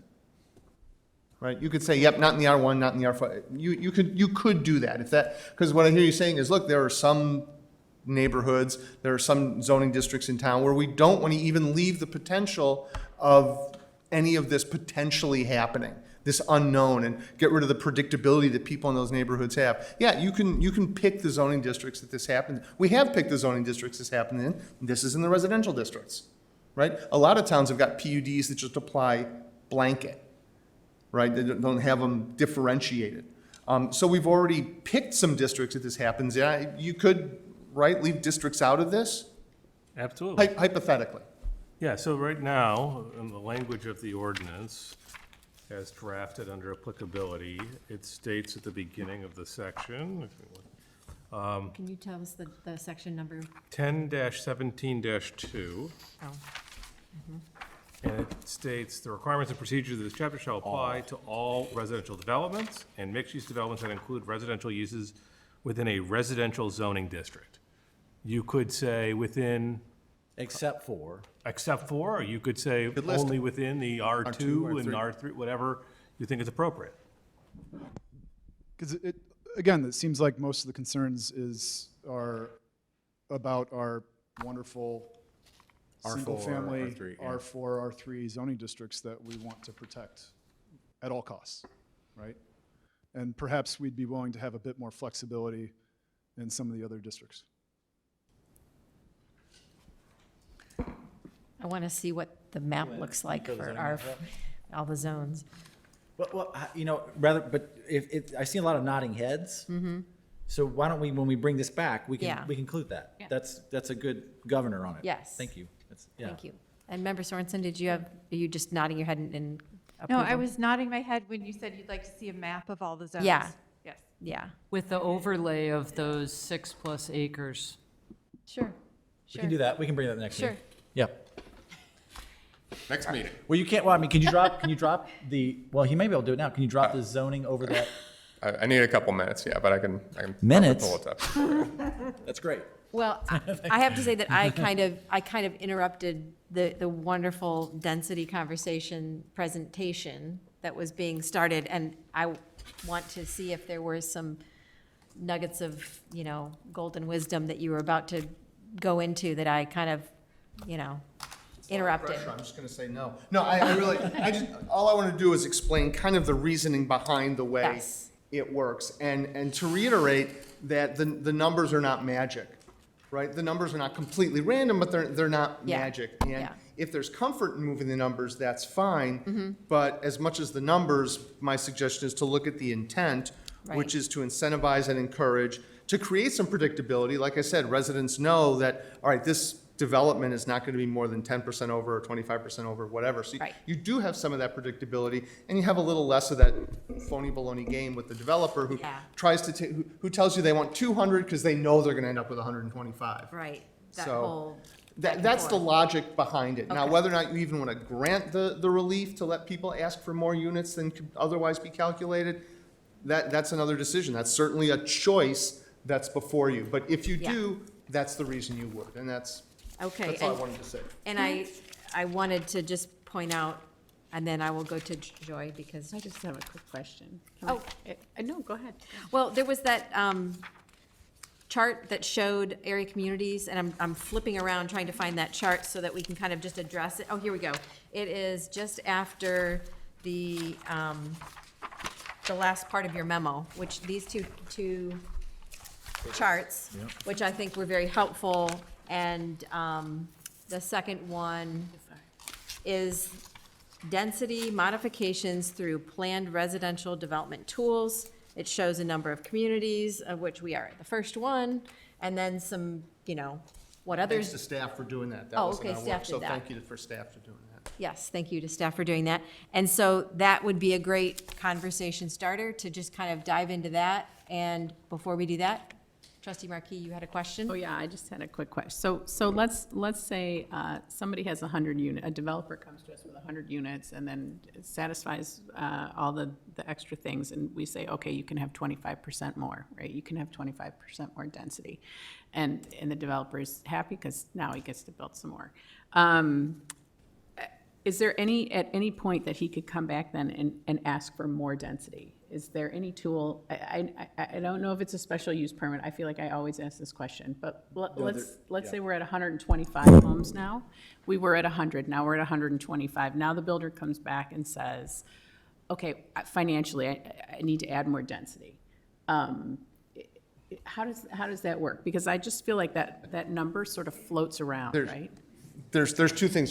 There's a top and. I feel like I ask the question every time I'm in here. First of all, in terms of the standards that you reviewed, I need more houses because I spend too much for the land. That's a gimme. That's an easy no, right? So the way.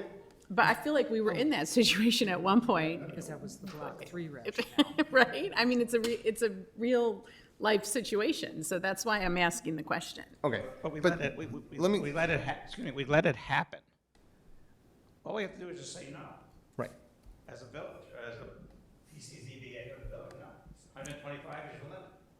So, but then don't we run the risk of being sued? I mean, I feel like that's what happened with Stonebridge. So I'm trying to understand, like, okay, how do we, Why would we be sued if it's in writing in the? Can we answer your first question? let- yeah, I let's feel like answer- there's a lot of questions. that's I'm easier. just sort of peeling Right. it back, No, trying it's to a really great question, and understand. let's do the straightforward answer Okay. first, right? It's a great question. How would I, so I'm gonna get 125, I want more than 125, what do? I come to the village and I say, you know what, can we rezone it? So that I have a zoning district that would allow me to potentially have more. Now, rezoning is a whole other bar, that's a whole other thing. Different set of standards. Different set of standards and a higher bar for just what you're hearing, which have is those people then? live next to an R3 district, they expect it to be R3, you'd better meet those standards if we're gonna turn it into an R something else. So that's the question, how would you get more? The other thing I wanna point out that's part of your question is, just because it says 100 and you can get to 125, doesn't mean you get the 125. The 125 is not the golden ticket, right? That's the cap. You still have to do a site plan, you still have to meet all those other standards, you have to meet all those other criteria, you have to do all the other stuff that's in there to earn the whole 25. Which is subjective, but the cap is not. But again, all Yeah. zoning standards are subjective. Yeah. There is not, and that's kind of the art and science Yes. that zoning is, right? If you look at the standards for special uses and rezonings and PUDs in general, they are not yes or no switches. They are statements that are used to frame the thinking of the applicant, framing the thinking of the PCZBA, and frame the thinking of the village board. And once it gets to court, I'll be quiet and let Ben talk, but there's a certain, but given that you've got these standards, given that you had this process, given that you deliberated, there is a presumption of legitimacy Yeah. to the effort that the village made if somebody wants to sue you. Right. Yeah, right. And so I would say also under the standards in our code and the way this works is we can never promise, we can never lock in a mechanism in our code that says, this is the maximum, it can never, ever, ever be changed. Right. Anybody can ask for a text amendment, a rezoning, a combination of both. And, the question isn't a way to, how do we prevent somebody from asking? It's ultimately up to this body and this body to say no, and to apply the standards if you think appropriate. So, for example, on a text amendment or a map amendment, which would be the two types. Rezoning, or if somebody said, I want to change the text to say, delete the word, 1 unit per acre, and let's change it to 4, you would be looking at this consistency of the proposed amendment with the purposes of the code, the community need for the proposed amendment, and any use or development that would be allowed, conformity of the proposed amendment with the village's comprehensive plan, the existing uses and zoning of properties in the vicinity, development trends in the vicinity, and the impact on the property's existing impact on its value and public health and safety and welfare. But you always have the ability to say no, and the developer saying, well, then I'm going to lose a lot of money is not part of that. The other thing to say is with Stonebridge is that we didn't get sued because we said no. He just sued us. There was no proposal. It was we're going to start to submit an application, and then I'm going to withdraw it and say, I think this body is going to be too harsh, so I'm going to court. And so that's a different Underlying scenario. issue there, though, was the cost of renovating the house, and But- so I'm just trying to be like. I mean, there's an real underlying, world, I guess, policy right? question. So let's be I'm just realistic. trying to be realistic. So let's be realistic in Yeah. how it plays out, which is the developer, let's say you get into a bad situation with a developer where a developer says, okay, I bought the land for X, I can't get a return, I'm gonna lose money, I'm in trouble, I need you to help me. We can sit here and say, you all have the ability to say no, which is absolutely true. The other thing is you might say, well, maybe this is a good development that we want. And let's tweak it, give a developer some more units, because ultimately we don't want this project to fail because we like the project. So that's the kind of the practical discussion of where as a board, where as a PCZBA you want to be, because that's often why it gets difficult in the situation, is because you don't want to kill it, you know? And I would just like Yeah. to add a little bit more to the discussion. The obligation of the village in reviewing development based on the entire zoning ordinance is not that you can't be harsh. It's not that you can't be strict. It's not that you can't be no. It's not that you can't say no. You have to follow the rules that you have, and you cannot be, everybody say it together with Ben, arbitrary and capricious. Right? If you say no and you can point to all those standards that Ben listed and say, here's why we don't believe this, here's why you haven't proven this, that's not arbitrary and capricious. That's you making a case, and it's a case that you have the presumption of correctness on. Right? So I don't want people to be afraid of the process or be concerned about the process. The process is, it's I don't know, the developers all think it's tilted toward the municipality. And I think the way it's written, as long as you're not arbitrary and capricious, not this written, but zoning in general, as long as you don't go, you know, we don't like pink roofs, we're gonna say no. That's kind of arbitrary and capricious. So that's, I just want everybody to understand the threshold, and I think as we drafted this, you know, it's clear that my experience with all this stuff makes me more comfortable in the process, and I realize that listening to the conversation. So I just wanted to kind of clarify why I have some faith in the process, in all of you to review it and you to have the final say of it.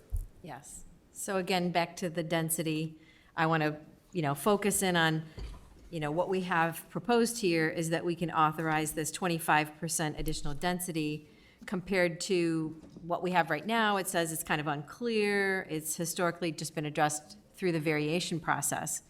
And then comparing it to area communities. Thoughts from, I think we If I should, we should adopt Highland Park's standard. If I might add. Yes. Just a couple important interpretive notes. So one, to Trustee Marquis' comment during the earlier discussion, that it looks like we're one of the most permissive in this table. I think the interpretation is actually the opposite. We would be one of the most restrictive in this table. you mean based on history? Or based on this? Based off A this draft 25% maximum would be among the most restrictive in Is it that table. because we have really? a specific number that we're saying we Correct. will not go over? Correct. 25? And the others have said, you know, under those tools, you could give 1,000 units of extra density. I mean, pick a number. They treat it I the did same not, as I did not all- understand that at Yeah, all. all And again, other. that number came from the direction early on is like, we want to be flexible, but we need to have an Something, absolute, you know, yeah. something.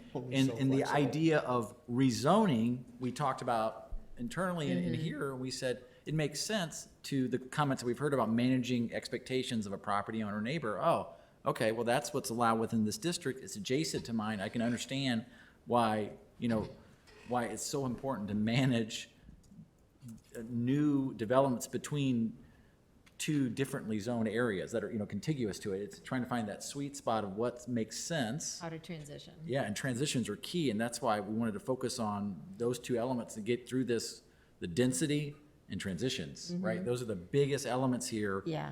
And so, but we thought this was rational and was, you know, responsive to the comments thus far.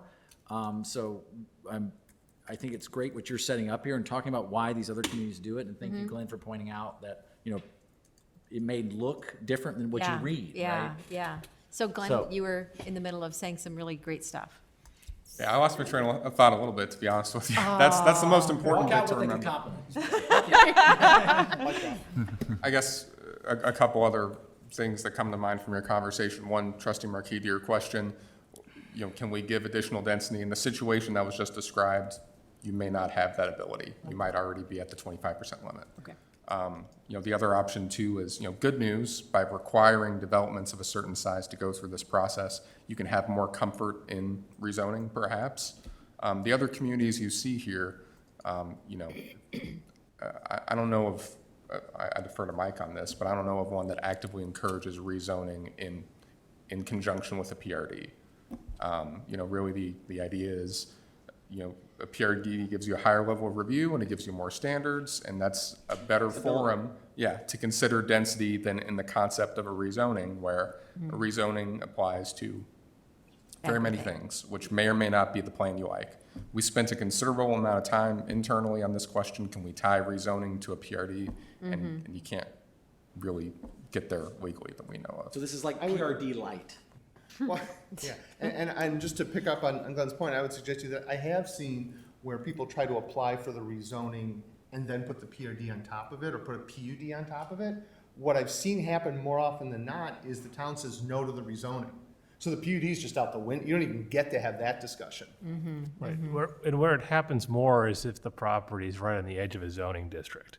You would rarely see it because it would not be granted. If somebody said, well, in the middle, the smack middle of a subdivision that already exists, we're gonna go to Tangley Oaks, and right in the middle, one lot, we're gonna carve out and change the zoning, that's likely not going to get past this body, but, It actually did, but okay, well, bad example, that's Toronto Lions. That's the one Okay. example in town. But generally speaking, bad example, Okay. Okay, but- Thank you for that. Referring to the manor house. okay. But generally speaking, Right. that type of process doesn't happen. And- Weird but circumstances. to your point, Ben, But and it- generally, it may be appropriate at Right, the edge often, of a but district. it's on the edge of a district in which you have a lot, it's a transition lot between the two, and it makes more sense to say, oh, maybe, you know what, it's not, doesn't make sense to be in this district, it makes sense to be in the other. You know, so, Yeah, that Tangley is just bizarre to explain because it was very Yeah. unlike Bluffy, right? Because it's shocking that it wasn't a special use and, narrowly defined. It's, let's call it O&R. I'll vet my example, my hypothetical next Pre-game, time. Ben, pre-game. Yes. Yes, I want to circle back to when I said, well, let's talk about some of the area communities. Kate chimed in, excuse me, Trustee Brown chimed in, and then we went back to the general. So let's circle back to. No, I'm just looking at the City of Highland Park's code right now. It's super detailed, to their credit. I like what they did, though. If you want additional density, to Member Fisher's point before about the strategic plan, then you only get it, I mean, we have no threshold here, really. You get it by participating in historic preservation and affordable housing. So let's put money where our mouths are. If you really want to diversify housing, do what Evanston did too. If you don't do it, you pay a penalty. And they do it because they don't want to pay a penalty. And I know that when you put affordable and housing together in a sentence, people's hair gets on fire, but it's a relative term. But that would satisfy a criteria that people have talked about and has been bantied about. But if you go and look at the code in Highland Park, it's super, super detailed as to square footage, in what district, to Member Toll's point, which I think is a very good one. Again, I said this at the previous meeting, I think where we're going kind of makes sense, but in one sense of refining this, but it's just still too vague. So maybe taking a harder look at Highland Park and what they've done. But I really like that because historic preservation is another aspect we haven't talked about at all. That's why I brought up 1010 Green Bay Road. That's a hugely important home. I disagree that it would be easy to develop that piece of property. So I don't know what anybody else thinks about that, but it seems to resonate. I think it resonates with you. It absolutely resonates with me. Because it gets a double whammy. I'm really concerned about the future of the camp meeting homes. They are not protected at all. Landmarking has no teeth. It's think about what we're talking about with additional density. There's one final point. More people, more families, more kids. So there's an impact we've not really had a conversation about. I'm not saying we don't want more children in town. What I'm saying is, what can our school district accommodate. This is a conversation we had around, I'm sure, Stonebridge, and we're gonna have to continue, because I think that would be something this density question could not be answered by these two bodies, because we don't have that information from the superintendent in 65 here. Any other comments about the density modifications from the PCZBA? I'll start on that. I think it's a great tool. If our assumption is that developers will maximize their profits, they have zero incentive to do some of these things that we feel is public good. Specifically Stonebridge, why would that front 10 acres have been preserved? It would have been developed had we not put that into the ordinance. So I think it's a great tool. Whether 25% is the right number, I think that might be a little bit high. 20%, 15%, who knows? Again, it's an arbitrary number that we just need to decide what we're comfortable with. But I would be in favor of keeping the option open if the developer provides something that these boards determine as public good that they otherwise wouldn't, to allow higher density. Thank you, Member Toll. I concur. Thank you, Member Sorensen. So are we saying, as has been said, that the bonus should be to the advantage of the village as far as affordable housing, or a percentage of that? I'm not sure I understand what we're talking about here. I see what Highland Park is doing. Is that what we want to mimic as a body? I think that we're open to discussing that as a starting point for the conversation. Oh, interesting, okay. Any thoughts on that? Well, I think that's reasonable, and it's probably good for the village. But again, what's affordable?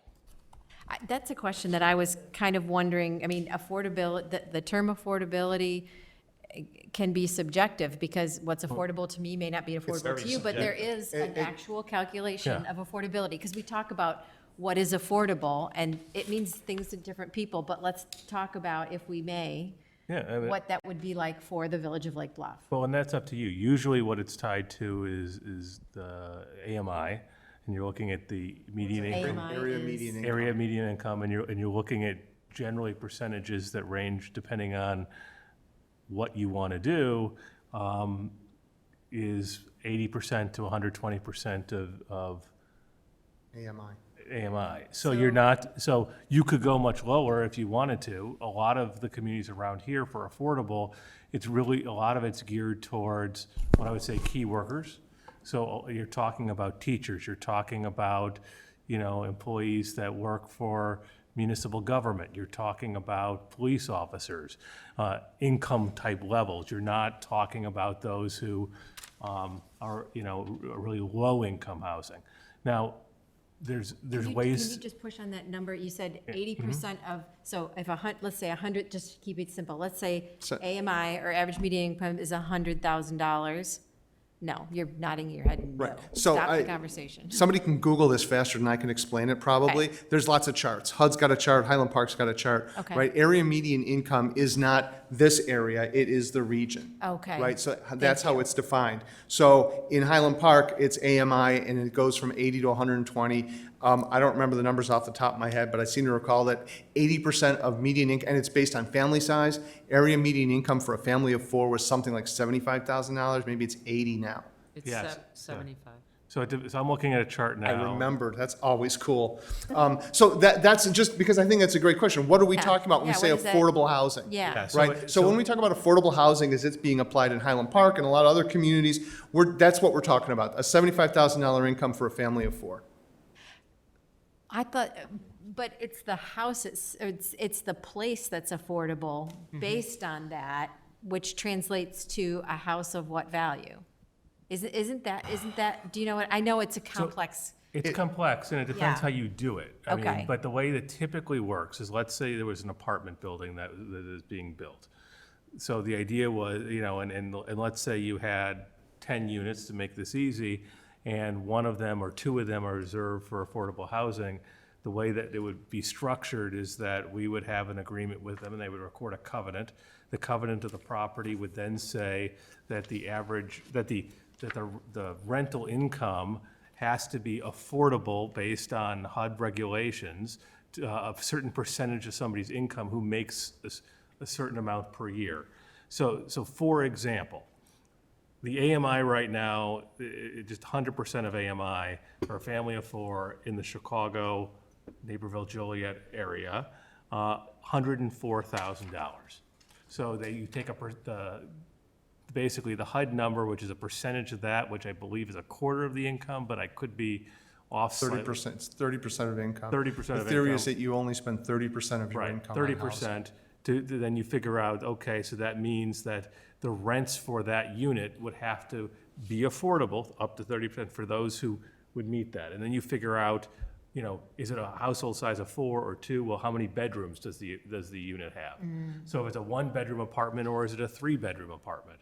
And so you would structure the deal in which we do a complicated multi-page covenant, and then each year, the developer, the owner, would have to submit to the village evidence that they're meeting the covenant. So that's how this process works. Now, you can play with numbers, so if you wanted it 80% of AMI, you could say 60%.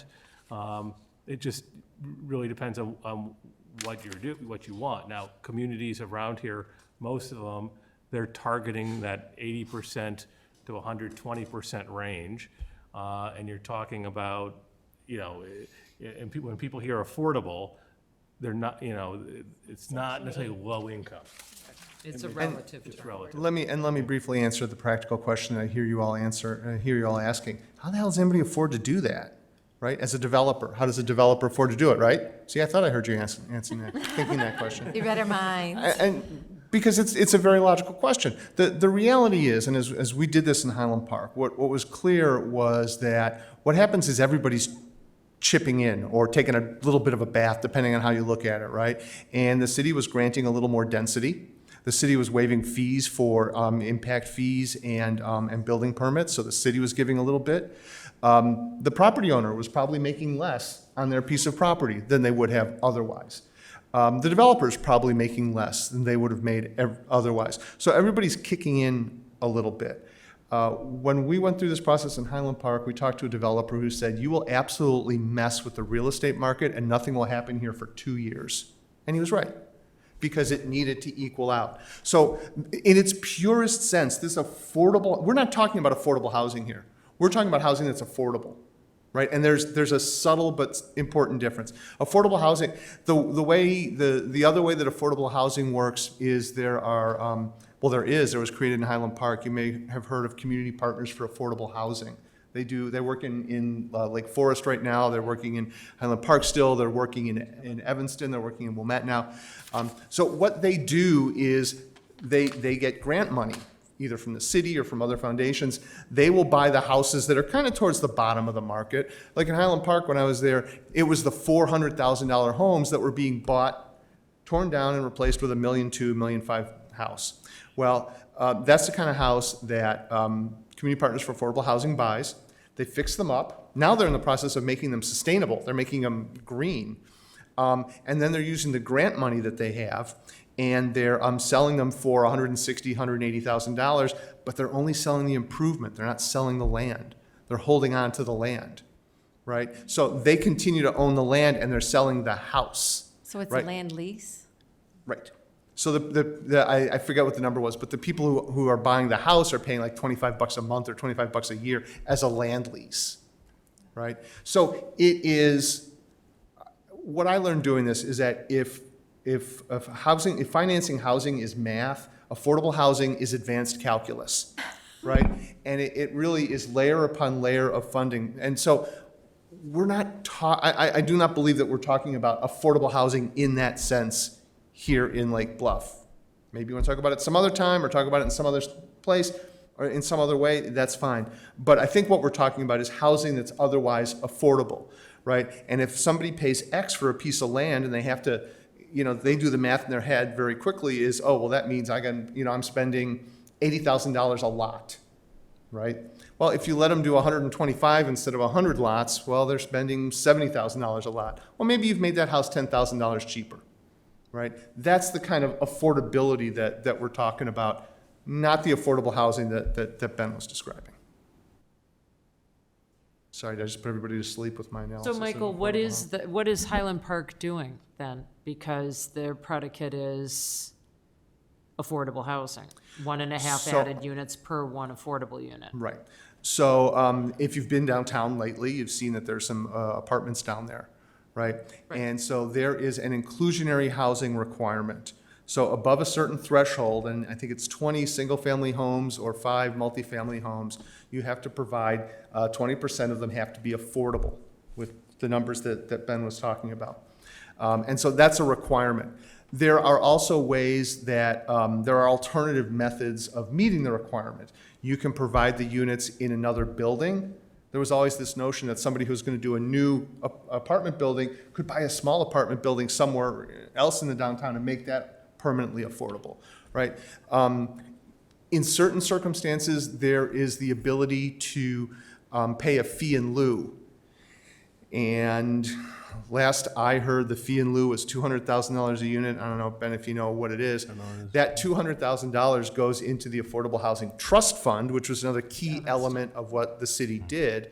That money goes into the Affordable Housing Trust Fund and is given as grants to groups like Community Partners for Affordable Housing, who then turn it into an affordable unit. So that's kind of the water cycle of affordable housing in Highland Park. And I will tell you, since you got me going, the thing that's hard about the inclusionary requirement is not that the developers are so confused about how to finance it. They're good at spreadsheets. It's marketing the units.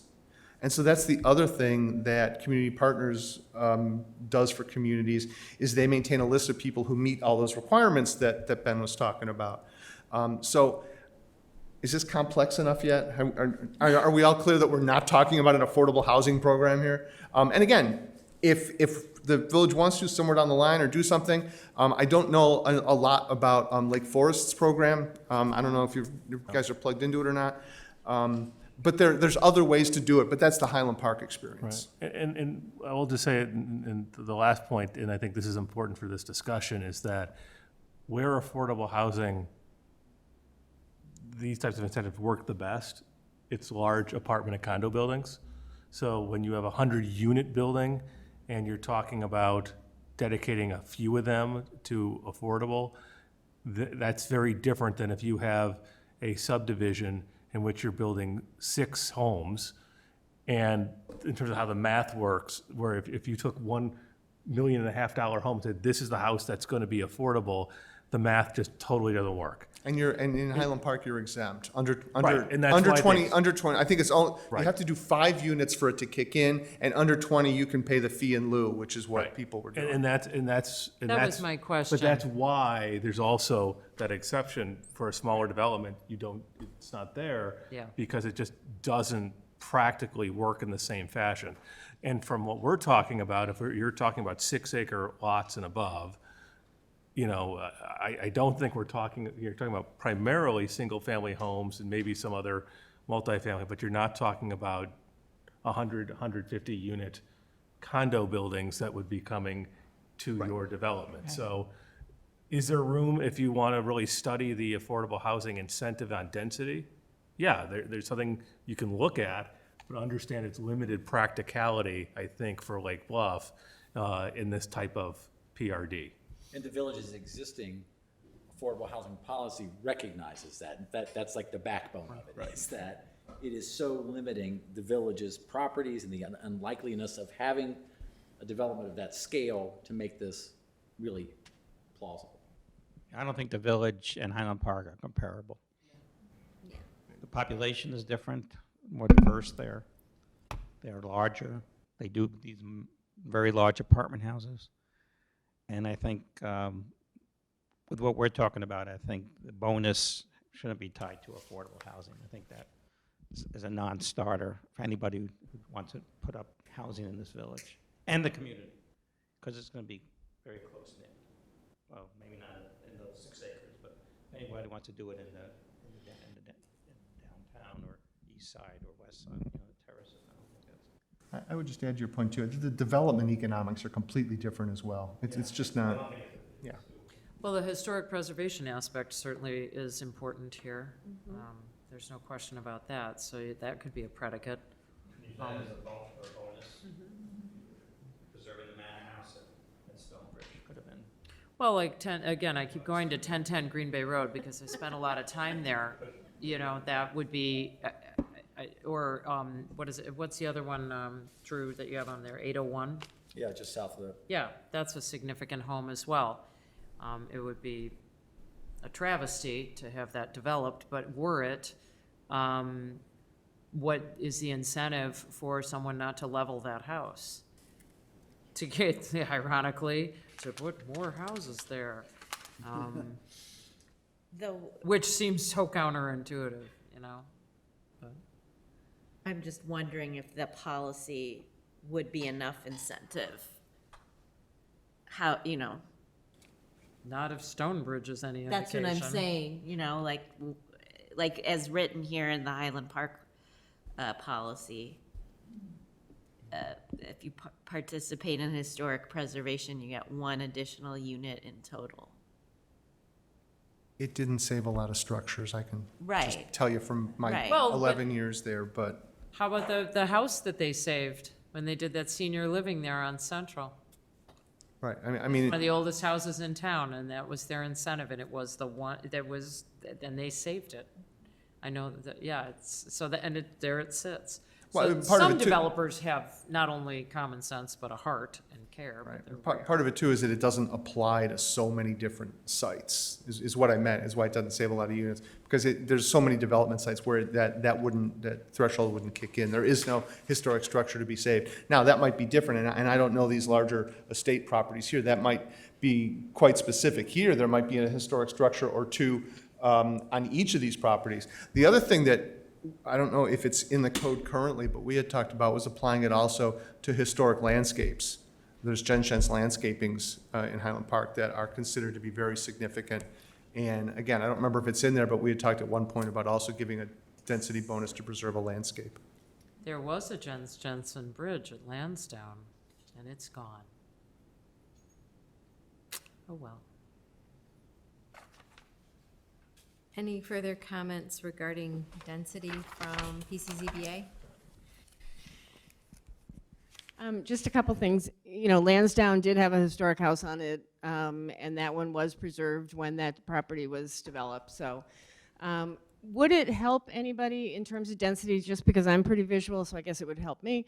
But and without burdening you guys too much, but if you could just give a couple of the larger subdivisions in town and say, okay, you know, I mean, you know, we talked about the sanctuary is like 177 houses on 77 acres, something like that.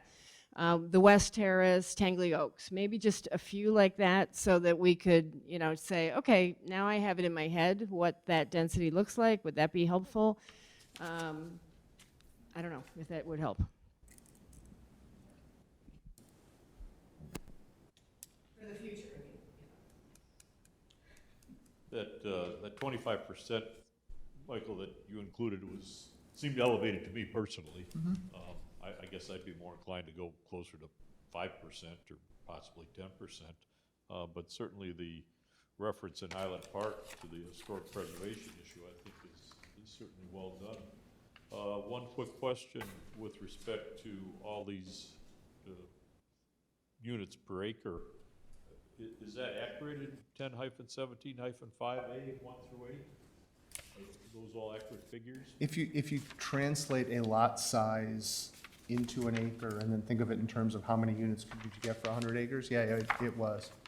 Okay. It is. So I wouldn't want ordinance to go out that wasn't factually accurate. No, it was wrong the first time I brought it, and George did the math for me again, so that's why I have confidence in it. And Are we still good, George? Is that the way that math worked out? Yeah, no, these numbers Okay. better in this version are. And again, the idea is to translate a lot size into a number of units, Correct. right? And so the thinking there, as I mentioned before, was that you're not getting any more units than you would if you otherwise had done a traditional layout. But under the PRD, you could do a non-traditional layout, right? So you could do building pads instead of lots. You could do 5,000 square foot lots and preserve a bunch of open space. but but the base number of units would be the same. And then that 21.78 for multiple unit dwellings? Yeah, that's a weird number, isn't it? I mean, that's a function of there being a multifamily density in there. Yeah, just wanted to make sure. Okay, thank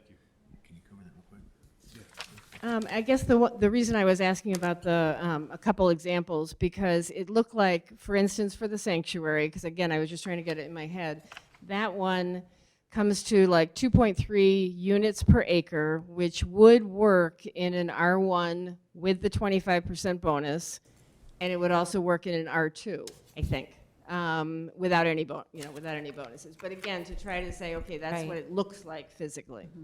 Thank you, I think that's a great idea. I would, Ms. Fisher, just to that point, I would add also, so if you look at the sanctuary as a whole, you're in that 2 to 3 dwelling unit range. Much of the sanctuary's open space is wetland. If you just stand there and look, you walk around, this doesn't look like a terrace. Trustee Ankerman, better than I do. I think it's like a 50 times 100 is the typical lot. That's more dense than anything in the village. That's 7 dwelling units an acre, something like that. Of these sites here, most of them don't have significant wetland burdens. So, the going price of land in the village, parts of the code assume is $600,000 an acre. That's a lot to ask to, be shifted. That is, if it was wetland, it would have a lower value, but that's productive land that you're having to divide out to additional, across such a denominator. Understood. Drew? I wanted to ask Ben to review with everybody on page 21, the draft, to talk about the burden that a developer has to satisfy in terms of addressing certain standards to capture this density up to this, just to understand how big the hurdles are. Right. So it is not automatic. So it's not as if a developer just says, I'd like 10% more, or 25% more. Instead, there's these standards. So on page 21, you will see 3 in particular. The proposed development meets the standards for approval of a PRD set forth in section 1017-7-D-3 of this code, which if you look quickly at page 15, you will see 6 more standards. So that it refers to. For example, I'm not going to go through all of them word for word, but not detrimental to present and potential surrounding uses. It's suitable for traffic, and will not create traffic problems. Utility services, so there's things that they have to demonstrate and prove. Also, that the proposed element meets the standards for a special use. So they're going to have to meet those standards as well. And then there's the cap, that the total number of dwelling units does not exceed the 125%. So it is not automatic, and that's another standards we can tweak if you think that there needs to be some additional ones, or you don't think they should apply. And then you could also say, as you talked about historical preservation, you could call it, separate from that. If they engage in historic preservation, then they would be eligible if this board finds that it's appropriate. Yeah. And that's what I was listening to everybody, and I was trying to think of how much connective tissue between the public benefits or combination of them to get to that magic 125, right? I think Trustee Brianna was talking about that, the Highland Park is very explicit, but at the same time, it's more flexible and there's not a hard stop, right? But the idea of how tight that is, I'm still trying to feel you all out on that and how much connective tissue there is.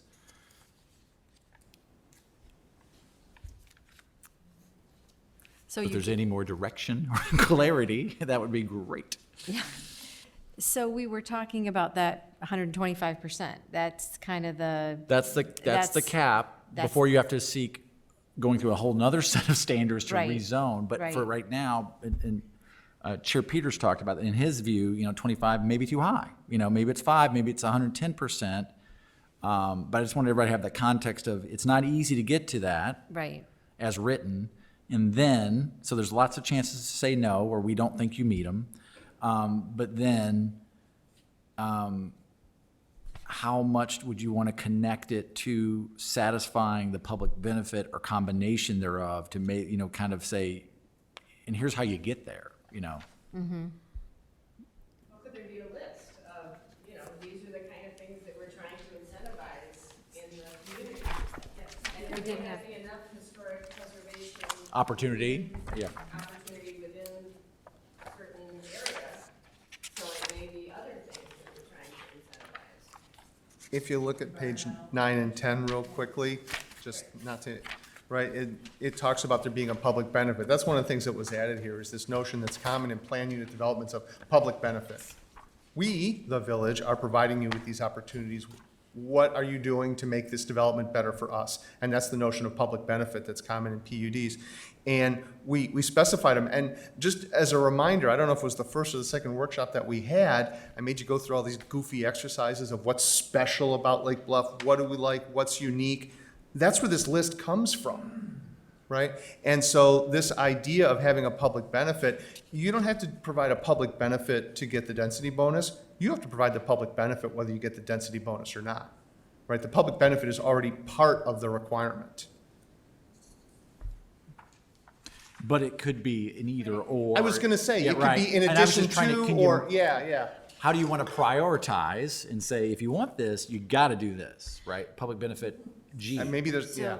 So A is where it's defined. For purposes of this chapter only, public benefit means an amenity provided in the form of an improvement, donation, or dedication that is not otherwise required as a part of the development process that serves the residents of the PRD and the community at large. Are you saying that that should be expanded to have a comment that addresses historic preservation?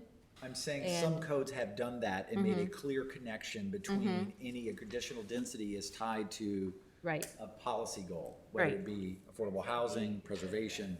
And that would be, but that would be where we would outline it. You And could Right. further clarify or prioritize policy objectives. Right. Oh, D does move it along.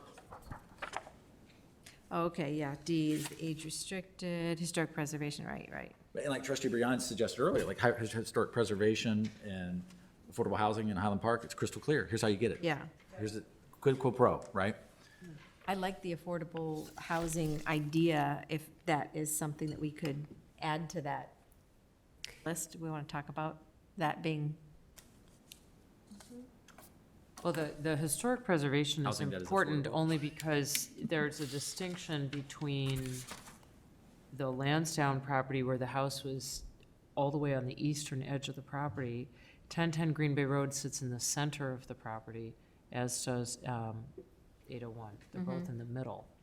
So in 1010's case, you have a pretty significant setback you can't build anything on because of the drainage. Then you'd be right up against the house, which is what they did in Lansdowne, which made it really hard to sell Lansdowne. And then behind there, the lot is weird, and then it's the golf course, and so access would be a huge problem in that particular lot, but it's doable. But the goal would be the preservation, because then there's a pool behind it with a cabana, there's so there are outbuildings on that 1010 parcel. So I'm thinking that historic preservation, we tend to think just about the house, but there are, like, in Lansdowne's case, a building was demolished. And that was a polo field, and the barn and the garage were demolished. So there was no preservation of that. So we can't just be thinking of the house, like Stonebridge is a good example. We have the manor house, but the carriage house, because of the tower, is hugely important architecturally. And we fought really hard to kind of have a distinction there. So to me, because the village has identified those two properties, and they're not just open space like Zenny's second parcel, the western parcel is just open space. It's Yeah. polo fields. so. That's we're- different. So your comment would say that D2 is sufficient because it does mention other structures, landscapes, Yeah, so. yeah, landscapes, right. exactly, other structures, not just including the home, but, Mm-hmm. and I don't know if you want to enumerate them or not, or if that Right. gets in the weeds too much. Right. But, such as, Mm-hmm. because we know that coach houses, there are some very historic coach houses here in town. we would hate to see them go because it maximized someone's ROI. Thank you. And Trustee I really think that's gotta be something we discuss. Trustee Markey? Sure. You know, I'm just looking at these potential public benefits. I'm just wondering if we could tier the percentages based on how many of these they actually do. So if you have historic preservation, you get 5%. If you have a combination of these two things, like combination of 1 and 2, age restricted or age targeted plus historic preservation, you get 15%. If you have 3 of them, you get 25%. I'm just wondering if there's a way we could, I mean, instead of just keeping it totally open to negotiation, if we could make it a little more straightforward and say, if you can do this point, we'll give you X percentage and tier it. I don't know if that's too complicated. Is it too, or is it just too prescriptive? You know, Right. do we I don't know. want that? And Times could change, and at some point, one criteria could be a lot more important than the other. Or we say if you can fulfill one of these things, you get 5%. If you can fulfill 2 of them, any 2, you get 10%. I think it kind of, it might help us so that we're not just giving away 25% at the get-go, and it kind of limits the amount of negotiation that we have to have with the developer. yeah.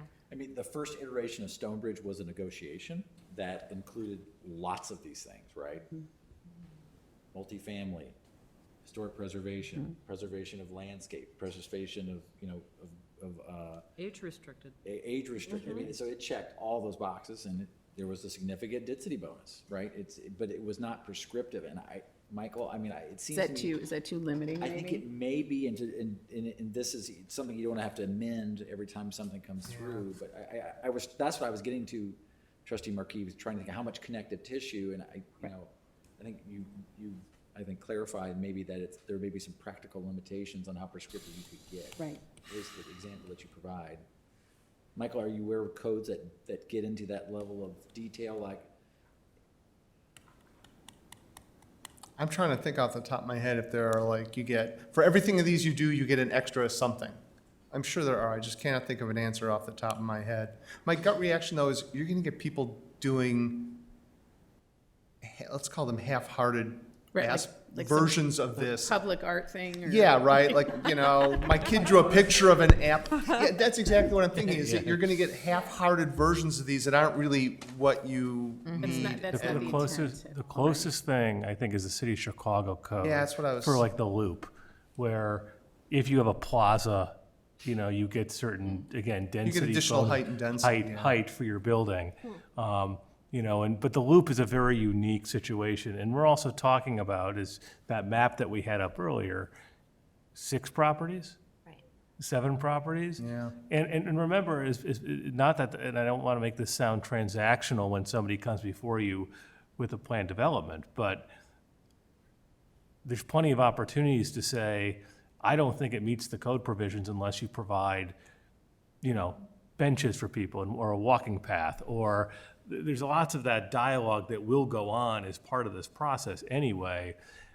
It would, I think, be hard to make it so prescriptive that if you do, you know, this one, you get 5%, and this, you know, I don't know that it'll play out with only 6 properties in a way that is really beneficial. I think that's a good point, Ben. But I do think, you know, going back to the historical preservation, because I think I've heard from everybody who's talked so far, like, that's a good thing, is if there is a goal, like, or that's really prominent in your minds, finding ways not just to say, yeah, we want you to do it, but incentivize that, sends that message to a developer coming forward, I better make this part of the process, and there's economic reasons to do it, you know, with the density. So I don't know the formula, I don't know how you know, you have to study the math of, is it 10%, 5%, 25%?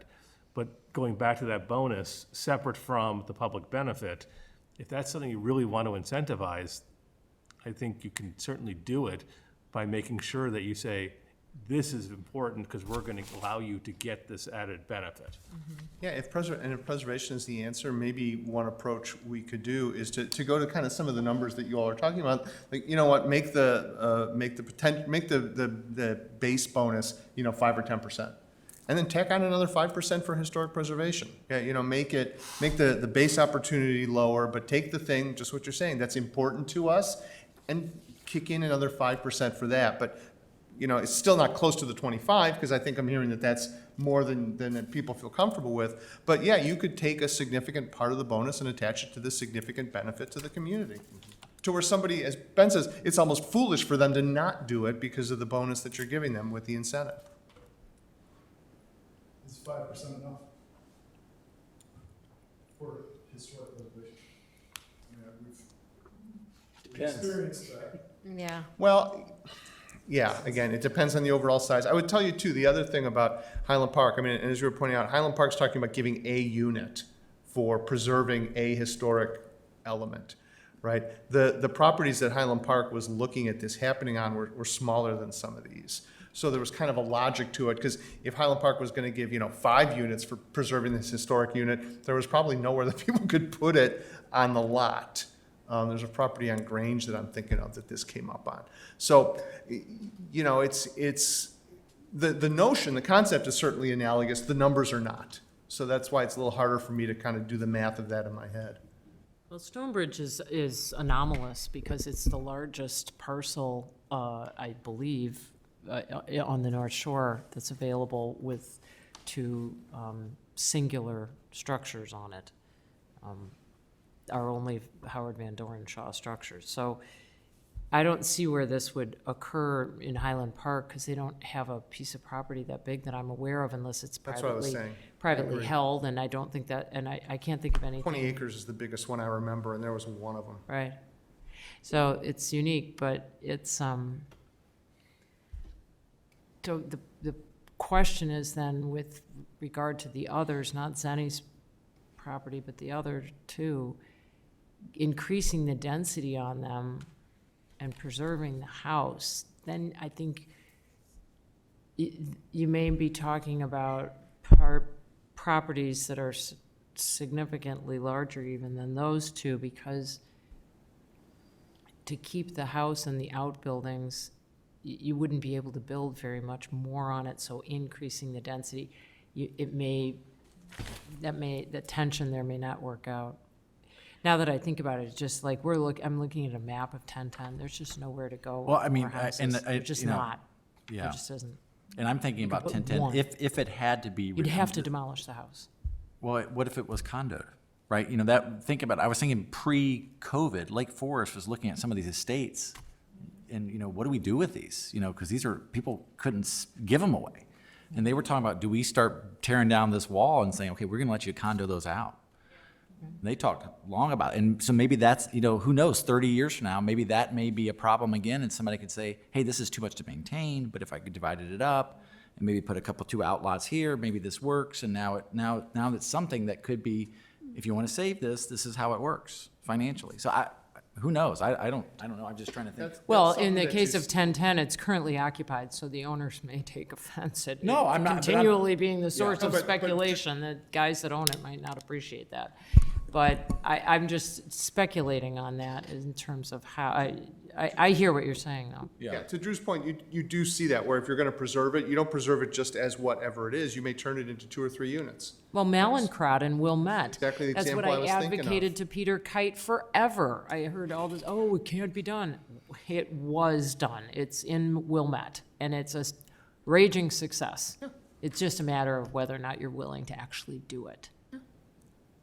So, and I believe Malincrot is full. So, yeah, you're right. That's a good point. You could create condos in the structure, yeah. So I'm trying to circle back to where we I think we've veered squeezed off. density enough. I think we've looked at density quite a bit, and also the public benefit aspect. Yeah. I think we talked about that quite a bit. So the last thing would be buffers, transitions. Buffers, I'm looking at what. Did we come to kind of not a conclusion, but a direction with density? I there? think, I can tell you what I would summarize it as, there's loose alignment around the 25% max. And we'll kick around some more how to make that. It seems I'm not hearing a lot of opposition to it. I'm hearing a little opposition Yeah, to that no, number. Oh, I'm sorry. Yeah. Did you not hear from me? Well, That's too but- much. But How about the general 15? consensus is I haven't heard people say 25 is too much. I mean, I guess the majority of people have not said that yet. I think 25 is too much. Okay, well, there, all right. Yeah. You can go around the room. Maybe you can. Yeah, maybe we should do that. Okay, Joy? I like the idea of starting at a base of like 5% and then giving maybe 10% more for historical preservation. I liked that idea that Michael Okay. just mentioned. Trustee Fisher? I don't know that I have a strong enough opinion to weigh in on it. Okay. Trustee Brian? I agree with trustee Markey. I think there have to be predicates, and I think a base of 25 is too much of a gift. Okay. Member Fisher? Yeah, I'm fine with 25%, but I don't, I'm fine with 25%, but again, it's gonna depend on the development, because Yeah. 25% of something smaller is not much, so. Right. Yeah, I'll revert back to my 5%, but trustee Marquis' 10% for the historic is certainly intriguing.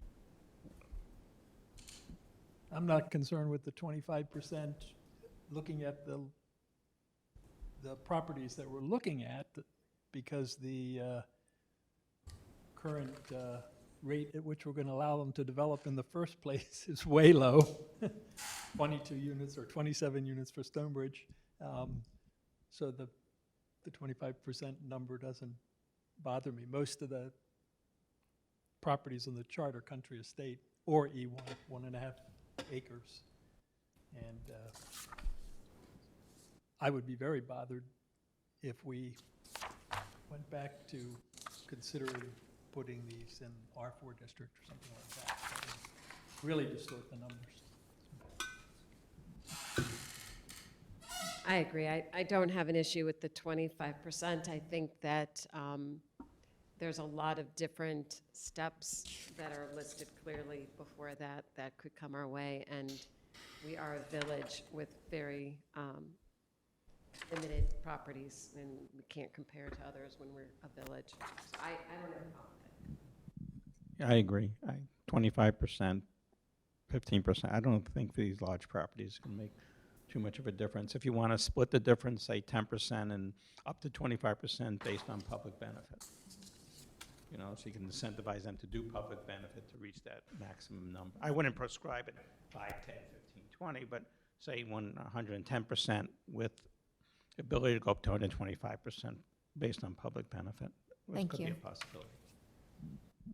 That was well thought out, I'll go with that. Up to 25% with public benefit. Agreed. Okay, so you think you have the, and from, Are you the same? um, Sorry. yeah. Given the underlying zoning, 25 doesn't seem to be that much for the properties that are specific to Lake Bluff. But thank you for going through all that, because that does what I was looking for, how much connective tissue between it. It sounds Yeah. like some is good, right? And that, okay, great. And so the last element was transitions. Transitions. And so we are, in our document, The up home stretch.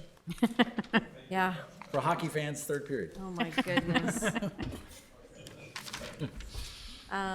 Last 20 So- minutes, is that what you're promising? Yeah, can we do this in 20 minutes? Should we, well, that's a I good can question. do it in 20 There it is. minutes. You shall. You can say that. Okay, we shall do this conversation in 20 minutes, and then after that, we're gonna have the next meeting, So you've right? got the last edge of the presentation? that Yeah, we covers- added a slide, but I can only cause damage by trying to pull it up. I would just say, and I'll keep this brief, so there's 20 minutes more for discussion than anything else, right? And Drew, I'm kind of going back to some of the very first conversations we had, and if I'm misinterpreting where the group wants to go with this, redirect me, but this idea of transitions between density, the way it's handled now in the PRD is this 30-foot setback. And it's sort of a blanket 30-foot setback. Thou shalt have 30 feet between you and the neighbors. And I guess there's some logic or some sense intended to do that, that if you're going to do this PRD, be a little bit away from the neighbors and be 30 feet away, and that's the buffer and the separation to protect the differing densities that exist from the densities that are proposed. There's a couple of things about that. One is you may not want there to be 30% at the edge of your. 30 feet. 30 feet. What did I say? 30%. 30, right. You may not want that dimension at the edge. You may want more. So the idea in the code here, in terms of these setbacks, and as I'm thinking specifically of C1 here on page 7, this perimeter open space, right, that requires that you have this area of at least 30 feet in depth, provided that it has some benefit, right? So it's not a flat-out requirement, but if there's benefit, that becomes the separation. The other things that are in here are other ways of dealing with dissimilar things being near each other, right?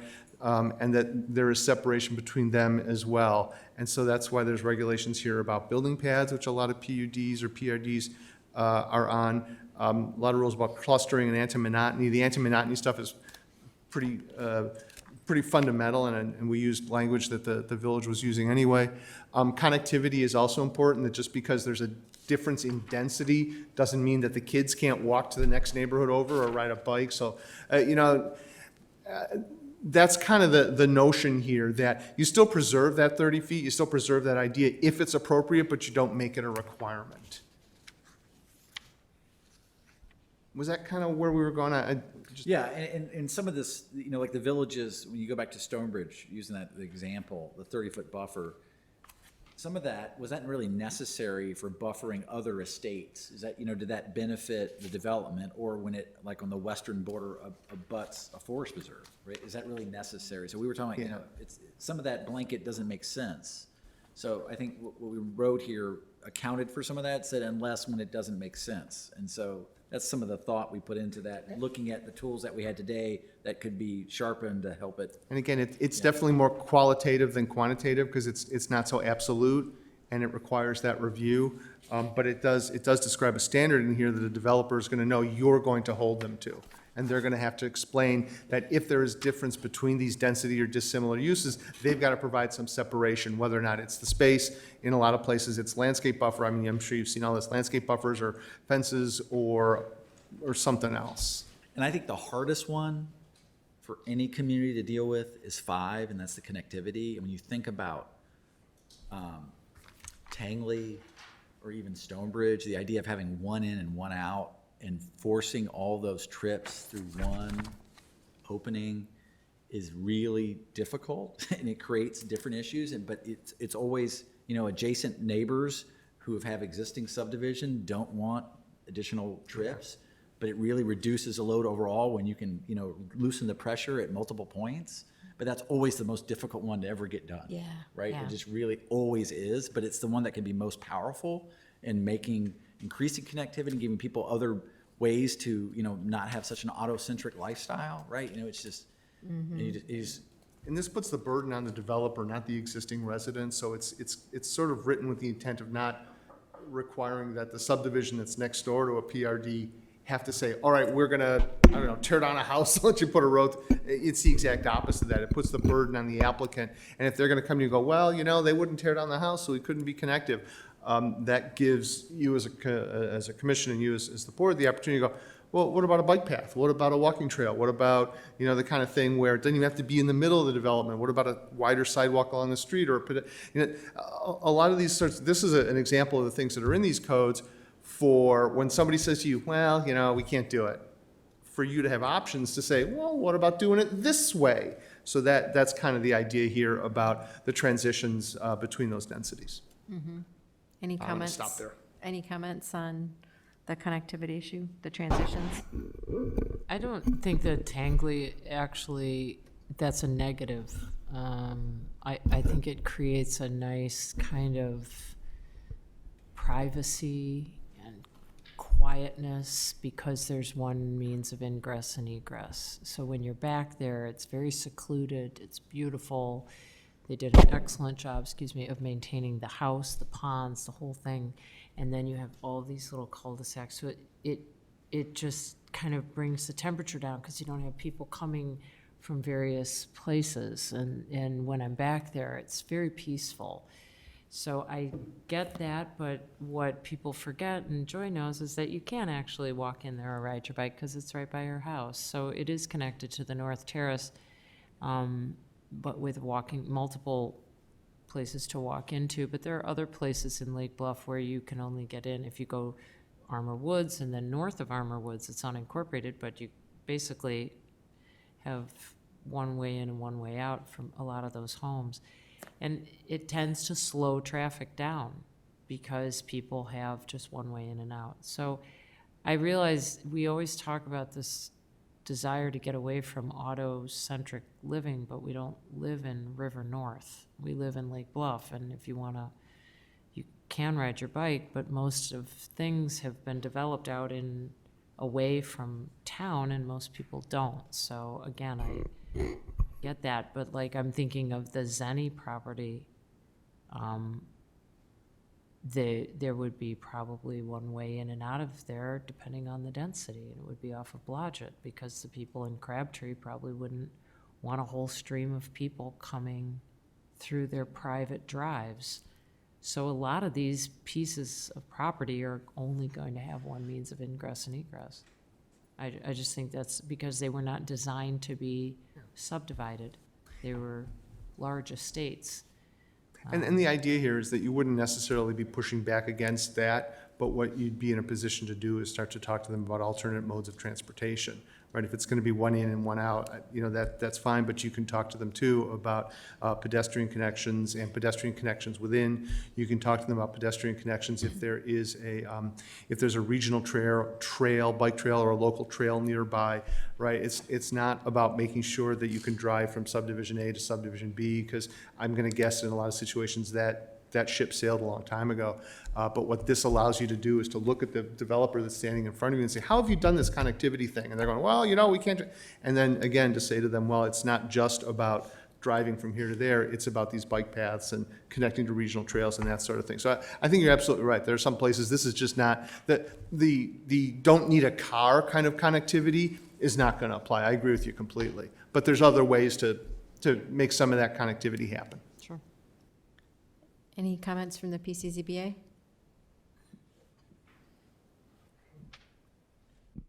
I think the connectivity at Tangley Oaks works out extremely well, especially when you have the bike trail or walking path coming into Malmon, I believe. I had one question, and maybe we aren't quite there on connectivity, but that 15% of the PRD site reserved for common open space in subparagraph 6. What's your page number? Page 8. As George alluded to earlier, that percentage seems to be extremely low based on what the Stonebridge presentation was and based on other PRDs. And again, just to explain where it came from, because I just want you all to know where this stuff grew from. The definition of the area here is all privately maintained, right? So none of this percentage, nothing that's privately owned can be maintained to this percentage. There are some places, and I apologize, I don't know the definition that we're referring to for Stonebridge, but the definition here is it's all private space. So some places will let you count front yards as open space or a parkway as open space. This is open space that's specifically designated as separately held open space that the homeowners association will maintain, and whether it's recreation or whatnot. Not to interrupt, but your definition says completely the opposite. You're counting streets, you're counting right-of-ways, you're What? counting parkway areas, it's What? common open space, so that's why I reacted to it. Streets, right-of-ways, parking areas. Glenn, what's the Yeah, current, I mean, it changes the calculations. yeah, what's the current number and the current PRD ordinance? Well, if the text is wrong, I apologize. That's the intent. I'll go back and find it and Yeah, it might fix be a it. typo, but I guess what, for basis. But the point, and in terms of the basis, again, I went back to the Highland Park Code and we applied 20% regularly.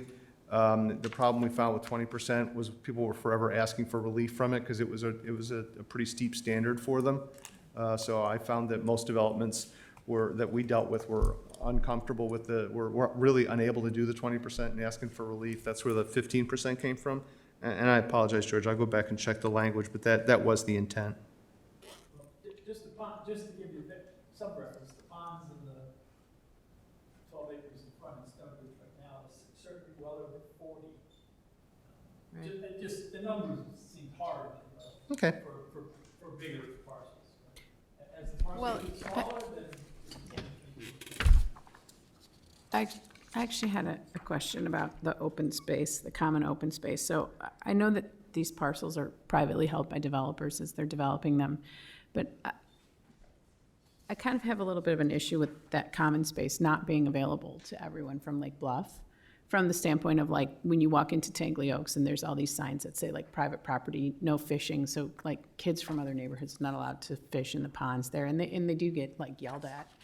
And like, it just sort of feels like it kind of goes against what Lake Bluff stands for, that like there's this open space in this development, but people aren't allowed to use it unless they live in the neighborhood. It just seems like an odd juxtaposition for me. And I know we've talked about it before. I think we talked about it with you, Drew. We did. Yep. Just about if there's any way that there can be a compromise there. I don't know that there is, if it's considered private land. But it just seems odd to me that it's, still restrictive. If I could real quickly, you're right. This common open space number that's talked about here is more of an aesthetic issue for the development. Okay. It's not necessary. Now, that doesn't mean that the point you're making isn't valid. At that point, you're talking more about parkland dedications and It's things just that are in relative. subdivision ordinances that Okay. are separate than this. Public benefit. Yeah, And that might be public part of that benefit. public benefit. And that's one of the We public, say, Want to make sure that this remains open, whether it's a walking Yeah, path. I think that's one of whether, the things we listed as a public For everybody benefit, in the right. community, and you could say, for your public benefit, we want you to open this up, these lands to everybody and not just restrict it to those that live within the development. yeah, that's public benefit number 3. Yeah, and it says specifically, any such recreation open space is made available for use by nearby property owners and the community as a whole. Okay, perfect. So is the issue, Ben, then that the HOA is maintaining it, insuring it, et cetera, and so it's held by them, and therefore it is theirs and they are entitled? I'm talking about Joy's example, Well, I Trustee think it Marquis' could- example of them with the signs versus what you just mentioned. So it can be structured in many different ways. So for example, as part of the deal, the public benefit could be dedication to the public as a whole. And it could be a dedication to the village of land. We will give you this and the village takes it on. Okay. It will be maintained by the HOA, but not restricted to those outside the development. We can structure it in many different fashions. But I think going back to what Michael was talking about, I think the intent here was not about dedication versus non-dedication, or whether it was going to be open to the public as much as open, meaning not developed space. Not developed. It's an aesthetic Aesthetic. standard. Okay. So the aesthetic of Tangley with all the trees and Exactly. the Thank you. ponds Right. and the very naturalized feel Yeah. versus the What I'm fishing. trying- Yeah. And that, Ben, that's something that we would deal with when we're in the nuts and bolts of dealing with a developer and how we would want to structure that, correct? That's a detail, the use of open space that's dedicated to recreation or what have you. That would be a detail we would deal with when we're actually in the PRD process with a specific developer and they're getting ready to do something. Right. Okay. Yeah. And again, and remember, everything goes back to the standards, everything. Okay. So if somebody comes forth with a development and it's not to your liking and you don't think it meets the standards, because of it's not open to the public and it's a closed off walled-in community that you think doesn't meet our comprehensive plan, you have the right to turn it down and say, you need to work on this, and it doesn't fit with the neighborhood, it doesn't fit with our planning because Right. you've made this so closed off. And then you enter into, this is what we want you to change. And as public benefit, we think it would be a good idea if you open this up to allow the pedestrians from the neighboring areas to be able to walk through on the paths and use the property. Well, since density seems to be such a big deal for developers with ROI, even though it's kind of counterintuitive, and we'd be talking about really big spaces like Stonebridge, it seems like you have to have some carrot with the stick. You have to have some incentive for them to have that beyond what is an aesthetic. I just don't know how you would incentivize them to do that, because it's land they could otherwise develop. So how do you get them to agree to do that and to have just open space that's for the public benefit? You know what I'm saying? I mean, the cost of building, the cost of the land is so high, there's not going to be any return on that investment. So I don't know how you would incentivize that. Well, but also remember, though, a well-designed place with common open space, and ones that More are. desirable. Is often more desirable, because that's what they're selling. So if you built something without the amenity areas, in the common areas, without the walking paths, without the lawns, it's not that attractive. Not so true. Right. Thank you, thanks. Yeah. But we'll look at that number. Yes. So I think at this point in time, we've addressed a lot. Hopefully, everyone has felt an opportunity to voice what they want, and hopefully you have a direction. This was, Yeah. I'm sure, exhausting, but very beneficial. Yeah. Yes, Member Russell? Oh, my goodness. You're pushing my buttons. And we still also need to see if there's nobody's gotten on the call. Is there any public, virtual? Okay. Okay, all right, I will indulge. Member Russell? No, there's a couple locations in the document where we talk about things like plans showing existing trees to be preserved. I wish whenever we talk about trees, we talk about the developer complying with the requirements of our tree ordinance, because we have a wonderful, in certain respects, a very comprehensive requirements for trees, showing trees that have to come down, the calculations. So I hope we can get that tightened up a bit. I really think that we're very loose on getting information on the actual size of structures that need to be, that the developer has proposed, and it's an alarm bell for me, because I remember very specifically with the Stonebridge development, the second round with Peter Kite, we had a terrible time getting him to show us what size homes he was actually proposing. And the elevations weren't enough. And I think it's very important to understand the size of homes the developer is proposing, as opposed to, there's two, besides the number of units, we also want to know how big they are. And 100 units that are 3,000 square feet versus 100 units that are 8,000 square feet, it's a huge difference. And I hope we can nail that down a bit, because there's reference to elevations, but I really think we don't, because it's late, I'm just making that point. No, I think it's a great point, but are you talking about there being a maximum size for them, or just having them provide the information so it can be part of the So we review? can understand it. Okay, so we can add that to the list of required info. Yeah. Right. Oh, okay. To tighten that down. And then just in terms of process, I do not understand why we're asking the Architectural Board of Review to go first in the process before we even approve the layout of the subdivision. It seems out of sync to me.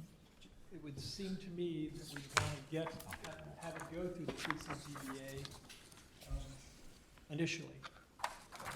Get all this stuff that we've been talking about tonight ironed out, the layout, the number of units, and then let it go to AVR for proposed streetscaping, common area landscaping, orientation of architecture. To do that first just doesn't make sense to me. And I think there was one more. Nope, that was it. thank you. And we are, Not quite 10. In the 20 seconds between now and 10 o'clock, I would just tell you that there were a lot of changes in the process, in the procedure. A lot of the procedure was back-ended, which was the problem you were having when you were doing the reviews. The way this is set up is that all of the review of the materials is part of the preliminary review. So that's why those things got switched around a little bit. The idea of having architecture review first, and it specifies in here what they do, some of the common areas and whatnot, was so that when you all as the PCZBA review it, you've got that information. So you're seeing the whole thing. It's not like it goes to you and then they see it later and potentially change something that you've recommended to the village board. So it's just sort of an order of operations thing. That's the reason why. You can change it, but that was the idea, just order of operations. They look at the little segment that's been carved out here that's within their purview, and then that becomes part of your assessment. It's as if they're making a recommendation to you and you're incorporating it or perhaps changing it if the development changes as you make the recommendation to the village board. So it doesn't have to be that way, but that's the logic behind it. So at this point in time, I'm kind of wondering, we've had 4 of these meetings with the joint village board and PCZBA. Do we want to have another one, or do we want to move this over to the PCZBA? Is the PCZBA comfortable enough with this draft, with a bunch of these comments being brought to you all and starting the public hearings for this, or do you want to have another joint workshop? I think they need to nail down the numbers. So another workshop? I think we have to nail down the numbers before, because people will come to us and say, this is too much, this is too little. We have to have something specific. Once the numbers are nailed down, I'm in 25% versus 115%, and so forth, I think. So maybe a shorter version of this. It's never short. 20 minutes. Just to go over the final draft before we go public. Okay, and are we okay with that? Okay. I would agree with that, yeah. Okay, All right. all right, so it is. So do we need a motion to adjourn? Yes, please. May I have a motion to adjourn, please? So moved by trustee Fisher. Do I have a second? Second. Second by trustee Brown. All in favor? Aye. Opposed? You have to close the, Did I do that okay? Yeah. Okay. That's close fine. their meeting? I don't know if they have to make their own motion. Do you have for to their- make your motion Yeah, as they- well? Yeah, Chair Peters, you want to call for yours as well? it's a voice vote. Is there a motion to conclude or dismiss?